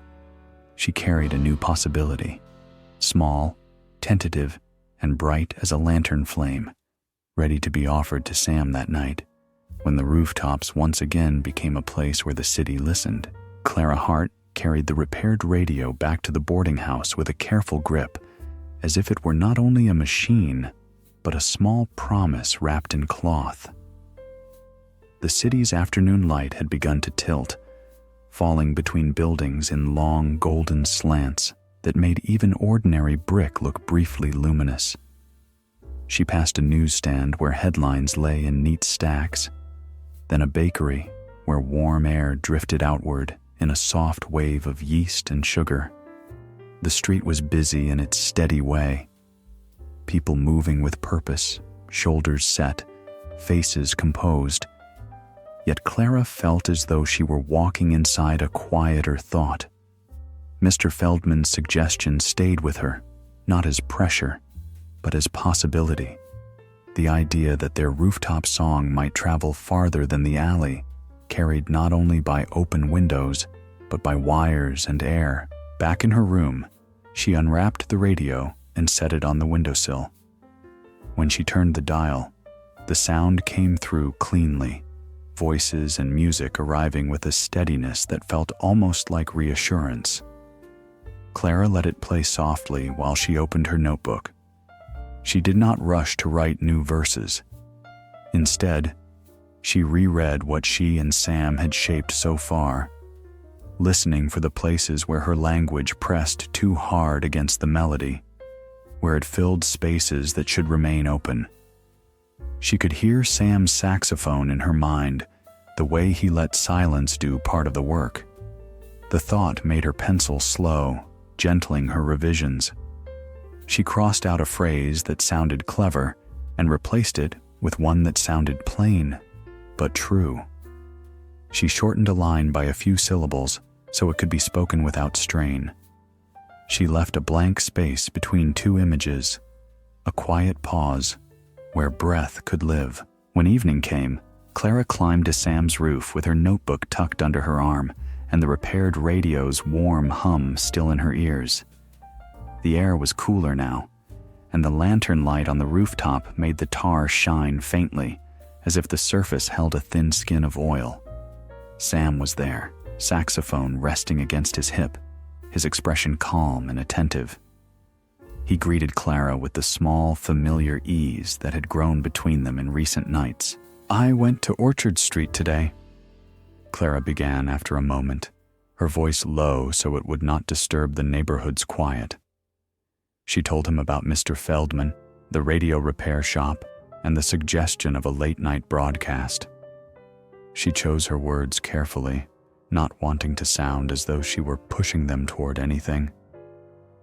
"He said the station sometimes records modest performances," she finished.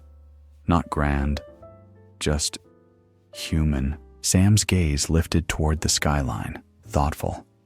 The lantern's glow touched the curve of his cheek and the brass of the saxophone. "Human," he repeated, as if tasting the word. "That's what we've been trying to make, isn't it?" He looked back at Clara. "We don't have to decide now," he added gently, "but we can hold the idea. See how it feels." Clara nodded, relieved by his steadiness.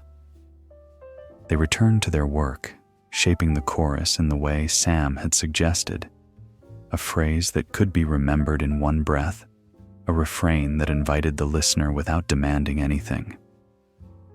The melody returned again and again like a friendly knock, and Clara's words began to settle into it, less like text laid on top of music and more like thread woven through it. When they ended for the night, it was not with a sense of completion, but with the quiet satisfaction of progress. two people adding another careful row to the same gentle fabric. The next afternoon, Sam met Clara at the corner below their buildings, and together they walked to a borrowed room he had mentioned, an out-of-the-way space offered by an acquaintance who used it for storage and occasional rehearsals. They did not speak loudly as they walked. The city's daylight was brisker now, and the sidewalks carried the sounds of work, carts rolling, voices calling, footsteps quickening. Yet between them, there was a calm, shared intention. Clara carried her notebook. Sam carried his saxophone case, the leather worn smooth at the handle. The room was in the back of a modest building, reached by a narrow hallway that smelled faintly of paper and old wood. When they opened the door, dusty sunlight poured in from a high window, falling in a bright rectangle across the floor. The air held the quiet scent of stored things: canvas, cardboard, a trace of furniture polish. A few crates were stacked along one wall, and an old upright chair sat near the window as if someone had left it there to rest. The room was not pretty, but it was peaceful, insulated from the street's insistence. Dust motes drifted in the sunbeam, turning slowly like tiny planets in a private sky. Clara stepped in and felt her shoulders ease. There was something comforting about rehearsing in daylight, about seeing the world clearly instead of working only within the lantern's glow. She set her notebook on a crate and opened it to the pages they had been shaping. Sam unlatched his case and lifted out the saxophone with careful familiarity. The instrument caught the sunlight, and for a moment, the brass looked almost warm enough to touch. Sam played the refrain softly to test the room, and the sound filled the space with surprising gentleness. The walls did not trap it the way he had described his own room doing. Instead, they held it, smoothing the edges, making it feel close and intimate.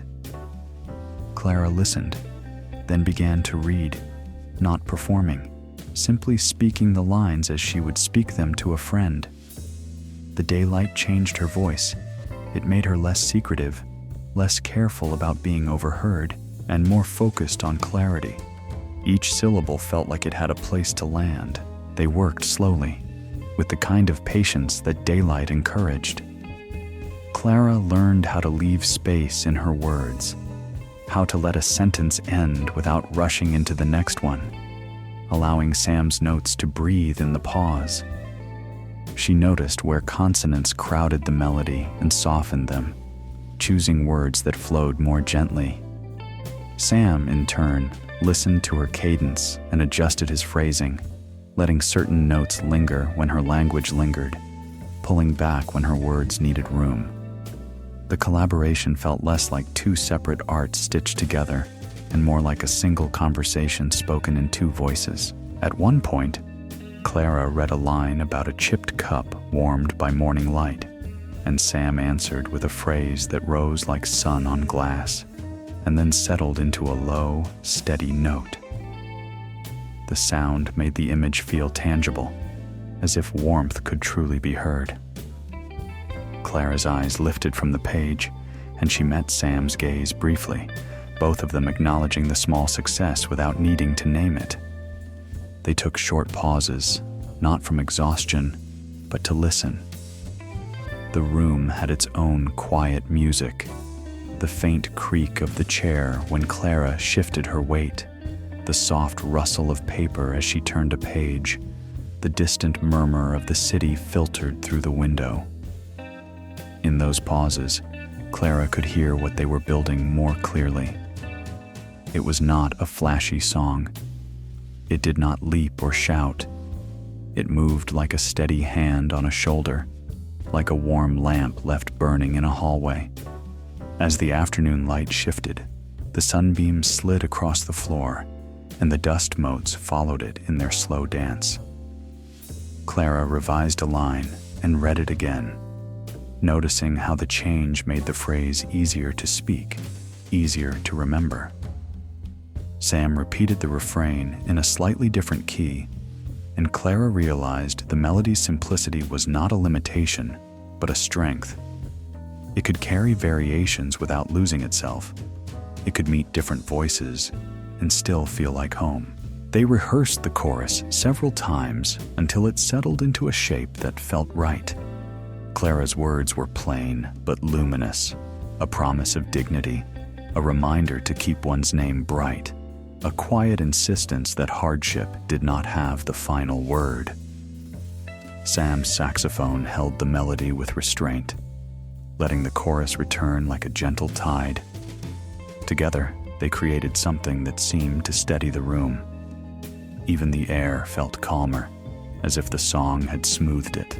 When they finally stopped, Sam lowered the saxophone and exhaled slowly, the sound of his breath mingling with the quiet. Clara closed her notebook and rested her hand on the cover, as if sealing the work inside. The sunlight in the room had softened into late afternoon gold, and the dust motes drifted more slowly, as though the day itself had relaxed. Sam looked at Clara with a thoughtful warmth. "This," he said quietly, "is something we can share beyond the roofs, if we choose." Clara nodded, feeling the truth of it in her chest. The idea of a broadcast no longer felt like throwing open a door to a storm. It felt like opening a window to let a gentle melody out. She did not answer with certainty, but she did not retreat from the possibility either. Instead, she said, "Maybe we should visit Mr. Feldman again. Ask what the station would need." Sam's mouth lifted in a small, approving smile. "Tomorrow," he agreed, and the word landed between them like a calm appointment. Outside the high window, the city continued its steady motion, but in the dusty sunlight of the borrowed room, their song felt ready to travel one careful step farther. The following evening arrived with a thin, bright chill that made the city's lights look sharper, as if every window had been polished. Clara Hart and Sam Reed walked together toward Orchard Street, their steps measured and unhurried, their breath faint in the cool air. The sidewalks were still busy, but the day's urgency had softened into the calmer rhythm of night. Shopkeepers pulling down shutters, couples strolling close, a vendor calling out the last of his warm chestnuts. Clara carried her notebook inside her coat, the paper warmed by her body, and Sam carried his saxophone case with the easy familiarity of someone who had learned to treat an instrument like a companion rather than a possession. Mr. Feldman's radio shop glowed from the inside, like a small lantern set into the street. The bell above the door chimed when they entered, and the familiar scent of warm dust and metal greeted them. Behind the counter, Mr. Feldman looked up from a radio chassis, his attentive eyes shifting from Clara to Sam, and then back again with quiet understanding. Clara did not need to explain much. The sight of the saxophone case told its own story. "You've brought the other half," Mr. Feldman observed, voice mild. He wiped his hands on a cloth and offered Sam a small nod. "Good evening." Sam returned the nod, calm and respectful. "Evening," he said. "Clara told me you had an idea." Mr. Feldman's mouth lifted slightly. "Not an idea," he corrected gently. "A doorway. You decide if you want to walk through it." He gestured toward a small chair near the counter, and Clara and Sam settled into the shop's quiet as if it were a familiar room. The radio in the back played softly, the sound steady and clear. "There's a local station," Mr. Feldman continued. "A modest place, late-night programming. Sometimes they record simple performances, nothing showy. A voice, an instrument, something that can keep company with a listener working late or sitting with their thoughts." Clara felt the words settle in her chest, not as pressure but as orientation. Sam remained still, listening with the same attentiveness he brought to her lines. "What would they need from us?" he asked. Mr. Feldman reached beneath the counter and produced a small card with an address and a name written in neat ink. "Go there," he said, Tell them you've got a short piece. Keep it brief. 5 minutes, maybe less. They'll have a microphone and someone to run the equipment. You'll do it live or recorded, depends on their schedule." He paused, then added, "And don't worry about polish. The late night hour doesn't want polish. It wants sincerity." Sam glanced at Clara, and she saw a quiet question in his eyes. "Does this feel right?" Clara answered with a small nod. "We can try," she said softly. "Not for attention, just for reach." Mr. Feldman's gaze warmed. "That's the right reason," he said. "If you're doing it, do it the way you do it up there. Gently. No pushing." They thanked him and stepped back out into the street, the shop's warmth closing behind them like a door. The night air felt clearer now, and Clara noticed how sound traveled differently in the cooler weather. The distant bell of a streetcar, the low rush of a car, a snippet of conversation floating from a doorway. She and Sam walked in quiet companionship, speaking only when needed, as if they were already rehearsing the calm they wanted to carry into the studio. The station was not far, an unassuming building with a modest sign, a narrow entrance, and a hallway that smelled faintly of paper and ink. Inside, the lights were soft and practical, not theatrical. A young engineer with neat hair and a composed manner greeted them with polite efficiency, his voice naturally low as though the space itself encouraged quiet. He checked Mr. Feldman's card, asked their names, and led them into a small studio where a microphone stood at the center, like a patient sentinel. The room was modest. Worn chairs, a small table with papers stacked neatly, and a red light above the door that was currently dark. The walls were treated to soften echoes, giving the space a muffled intimacy. Clara felt her nerves rise, not sharply, but like a tide coming in. The microphone looked too serious for the simple song she carried in her notebook.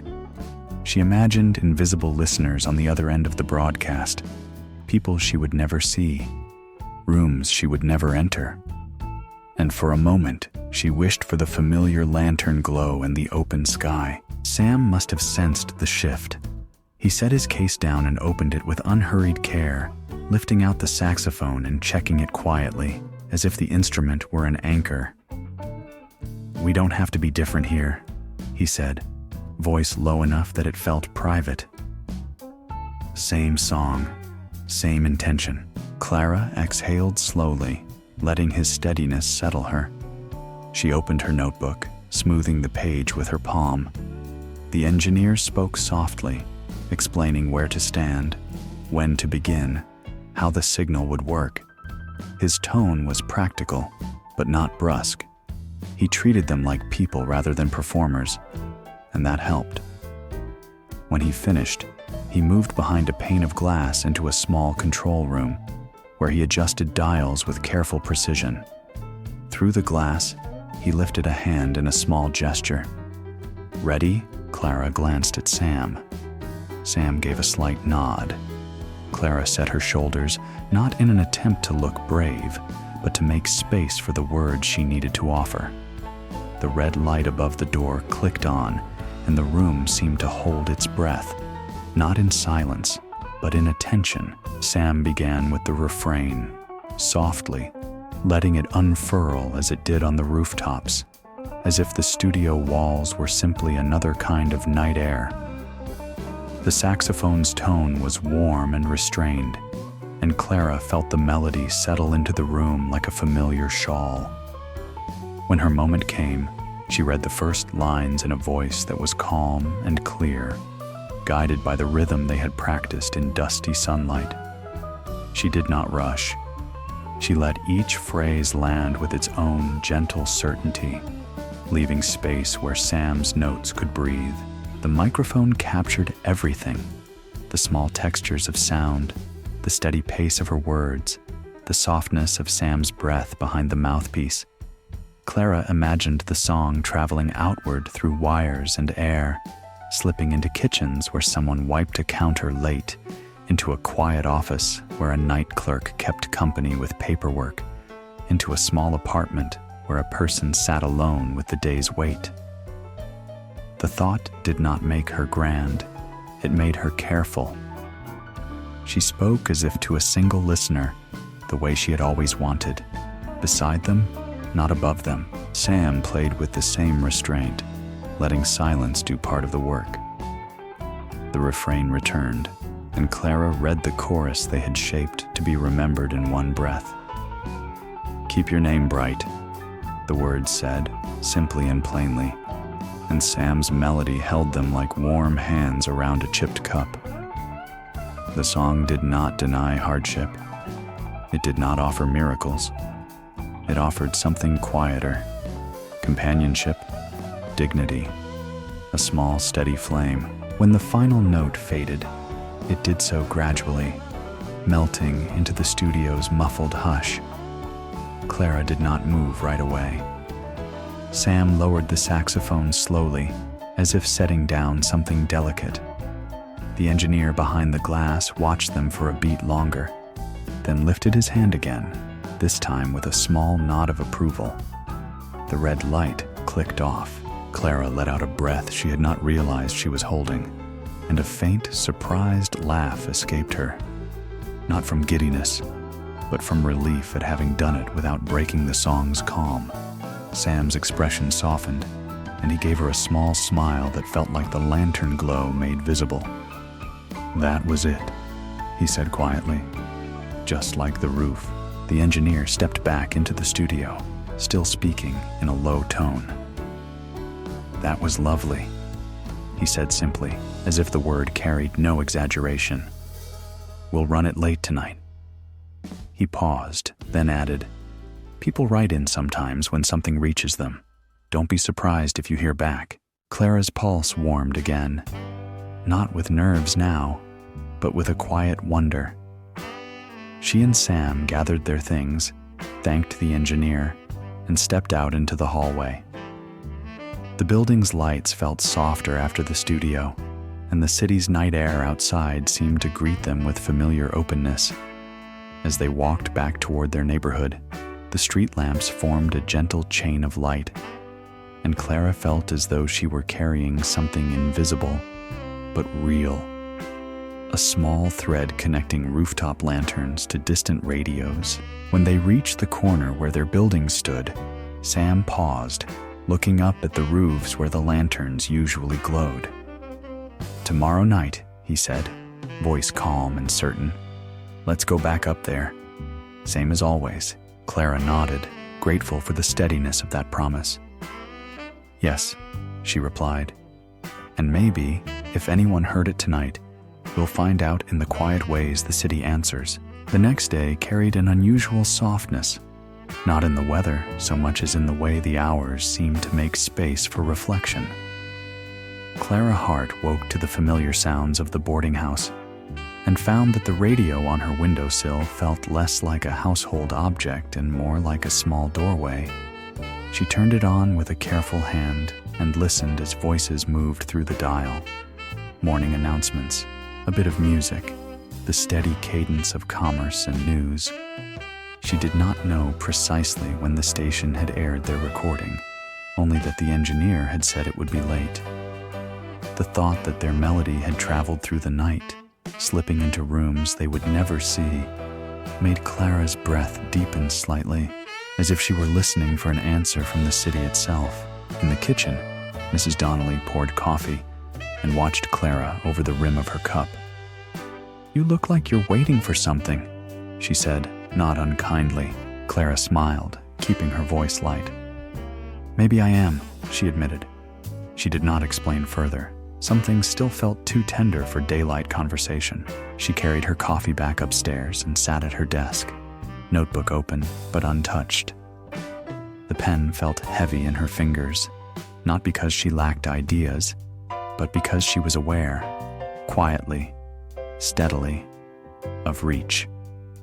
Writing for a neighbor listening through an open window, was one kind of offering. Writing for someone who might be leaning toward a radio in a different part of the city was another. Clara did not want the thought to make her cautious in a way that stiffened her words. She wanted it to make her faithful to the modest honesty she and Sam had built line by line. Sam met her that evening on the roof, as they had promised, and the lanterns glowed with their familiar amber steadiness.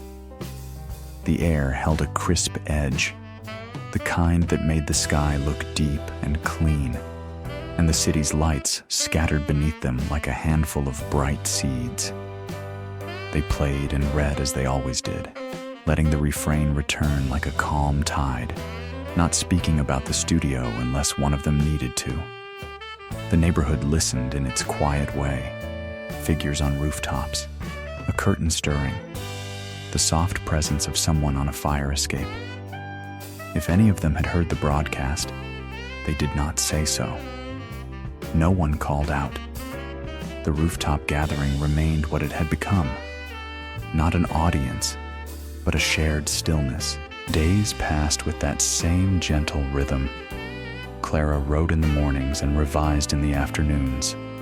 Sam practiced with the steadiness of a craftsman, not chasing brightness, but cultivating warmth. The city, for all its bustle, began to feel threaded with their melody in small places. Clara heard it hummed absent-mindedly by a woman in a stairwell. She caught a fragment, whistled by a boy on the sidewalk, imperfect, but earnest. Once, in a shop where she delivered copy, she heard a clerk tapping out the rhythm on the counter with the end of a pencil, as if the refrain had become a private habit. These were not proclamations. They were quiet proofs that something gentle could persist. One afternoon, a small envelope appeared on the counter in Mr. Feldman's shop when Clara stopped by to pick up a replacement knob he had promised for her radio. Mr. Feldman handed it to her without comment at first, as if passing along a simple receipt. The envelope was plain, unadorned, with the station's address stamped on the corner. Clara's fingers paused around it, feeling the paper's thinness and the weight of whatever it contained. "Those started coming in," Mr. Feldman said, watching her with calm attentiveness. "Not many, just a few. The late night hour isn't the hour of grand gestures." His mouth lifted slightly. "But it's the hour of honest ones," Clara swallowed softly. "Therefore," she did not finish the sentence, because she already knew. Mr. Feldman nodded once. "For whoever made that song," he replied. "Some people don't put names. Some do. The station holds them for a bit. Then they pass them along if they think it will be received kindly." Clara hesitated, then tucked the envelope into her coat pocket as if it were something fragile. "Thank you," she said quietly. Mr. Feldman's eyes warmed. "Don't thank me," he said. "Thank the air. It carried you." Clara walked back to the boarding house with the envelope pressed lightly against her side. The city's afternoon light had turned pale gold, and wind moved through the avenues with a crisp, leaf-scented edge. She did not open the envelope on the street. She waited until she was in her room, with the door closed and the familiar quiet around her. Then she sat at her desk, smoothed the paper with her palm, and carefully slid a finger beneath the flap. Inside was a single sheet, folded twice. The handwriting was neat but plain, as if the writer had worked hard to keep the letters steady. There was no return address. The message was short, and its simplicity made it feel even more sincere. The writer did not praise the song as art. They did not ask for more. They wrote only that they had heard it while cleaning a diner late at night, and that the chorus had made them stand a little straighter. They wrote that the line about keeping your name bright had reminded them they were still themselves, even when the days felt small and repetitive. They ended with a quiet thank you, and no signature beyond a single initial. Clara read it twice, then rested her hand on the paper as if to keep it from drifting away. Something in her chest softened, and for a moment, she simply sat in the afternoon light, listening to the faint sounds of the boarding house. Footsteps, a door closing, Mrs. Donnelly's humming far below. The letter did not change the world. It did not solve rent or widen the streets or lighten the city's burdens. Yet it changed the room. It confirmed that the song had become what she and Sam had hoped, a place for a stranger to step into, briefly, and feel less alone in their own dignity. That night, Clara brought the letter to the roof. The lantern light warmed the paper when she unfolded it near the parapet, and Sam leaned closer to read without touching, as if the words deserved their own space. He did not react with dramatic emotion. His response was quieter, a deepening of his gaze and a soft exhale that sounded like relief. "They heard it," he said simply. Clara nodded. "And it mattered," she replied, her voice low. Sam looked out over the neighborhood, the roofs and chimneys silhouetted against the sky. "That's enough," he said after a moment. "It's more than enough." He paused, then added with a calm conviction, "But we don't chase it. We don't ask for proof every night." Clara felt her shoulders ease at the steadiness in his tone. "I know," she said. "I don't want to turn it into something hungry." Sam lifted the saxophone and played the refrain softly, as if offering the letter a melody to rest inside. The notes rose and settled in the lantern light, warm and restrained. Clara listened, and the letter's words seemed to braid themselves into the sound, becoming part of the rooftop air. Over the following days, more envelopes appeared, one or two at a time, some addressed to the station, some simply left with Mr. Feldman, who passed them along with quiet care. A woman wrote that she heard the song while mending her husband's coat and felt her hands move more gently. A man wrote that the saxophone sounded like a friend speaking through a wall. A young person wrote only a few lines, awkward and earnest, saying the chorus was easy to remember and had stayed with them on the walk home. Some letters were signed with full names, others with initials, others with nothing at all.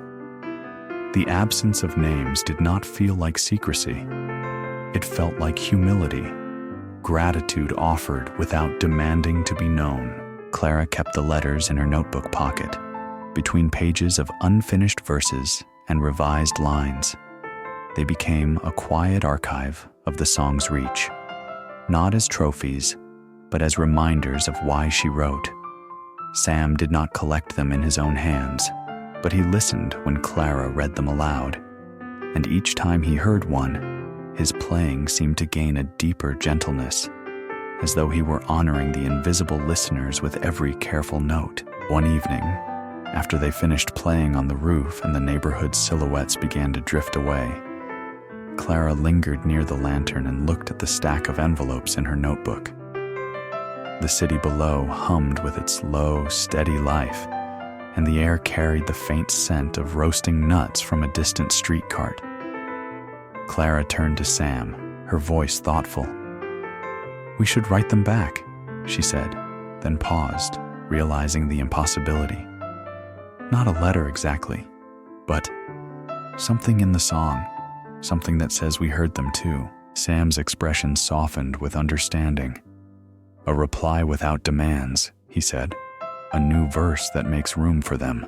Clara nodded, feeling the idea settle like a calm new thread.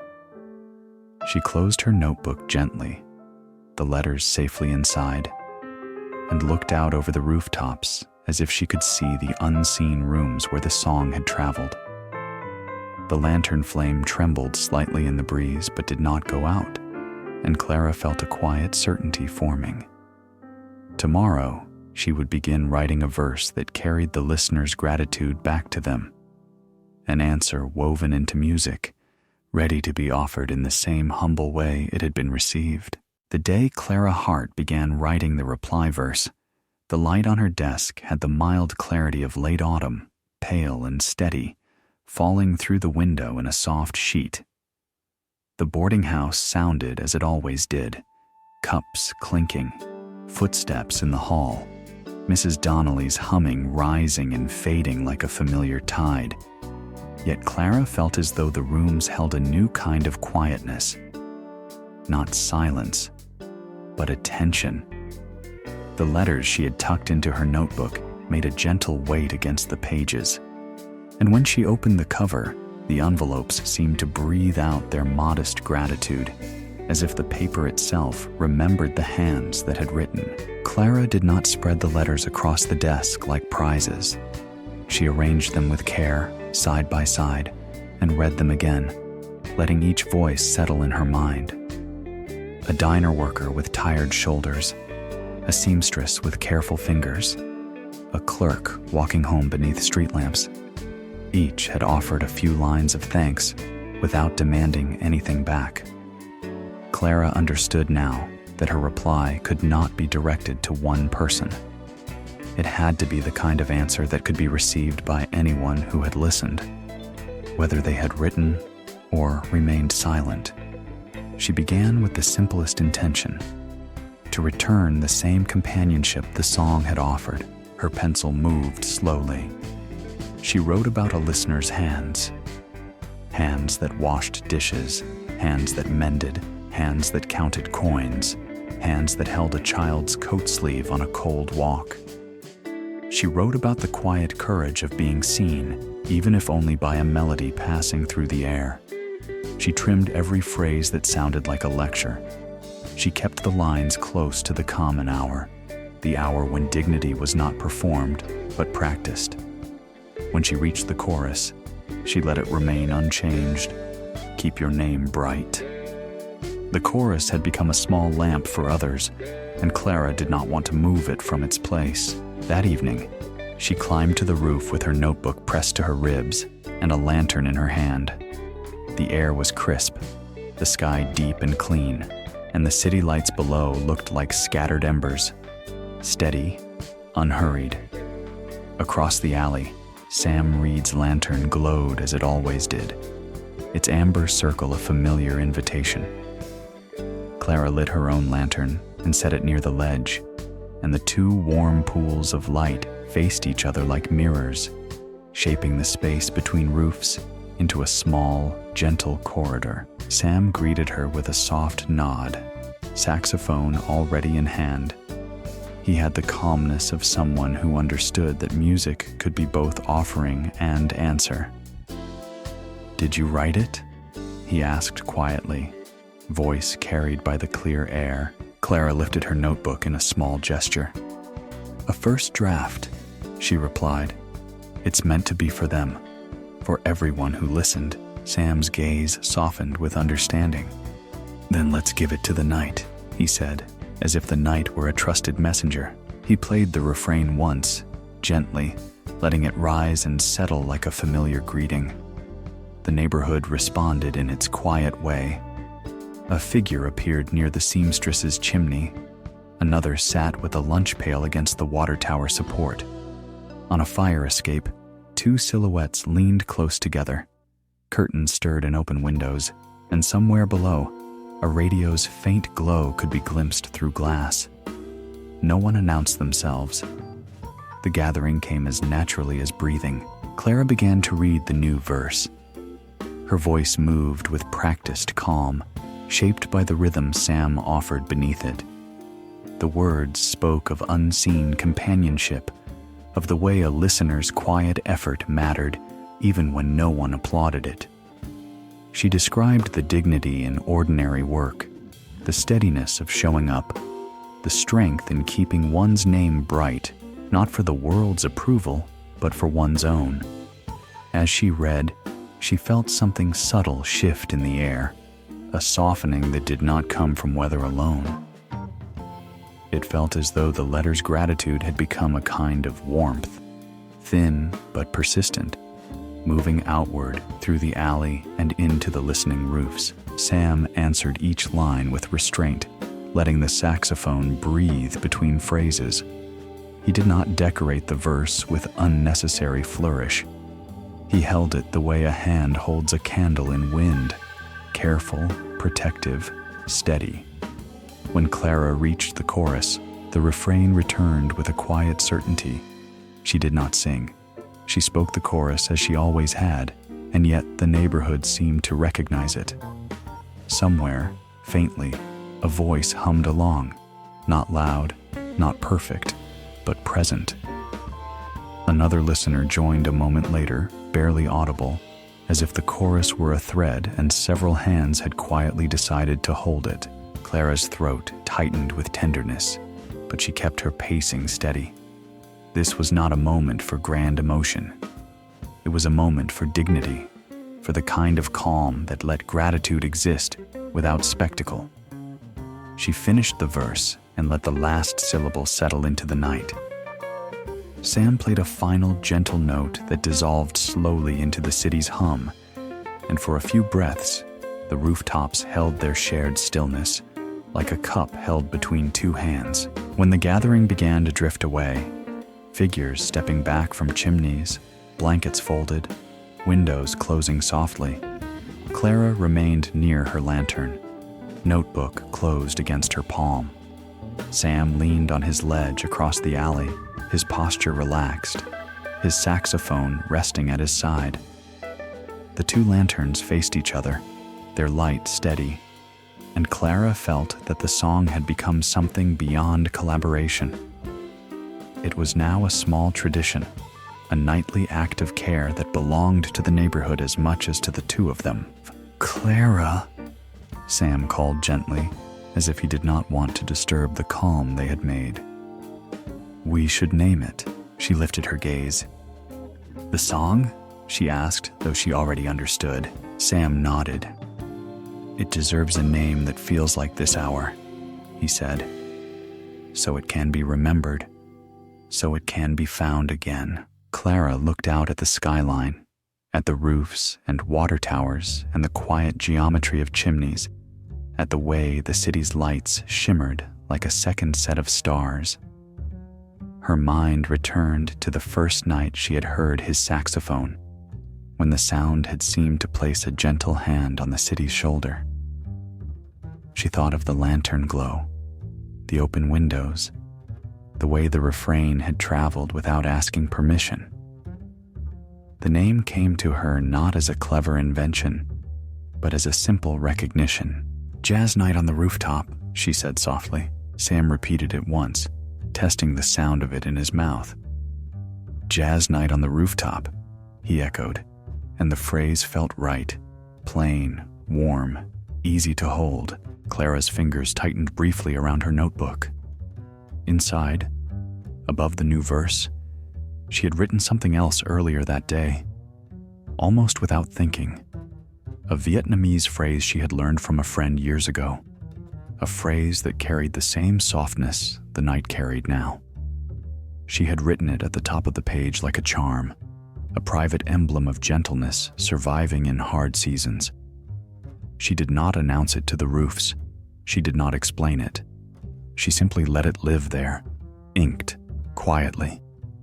"Gem jazz tran mai na." Sam watched her expression and sensed there was more. "Something else?"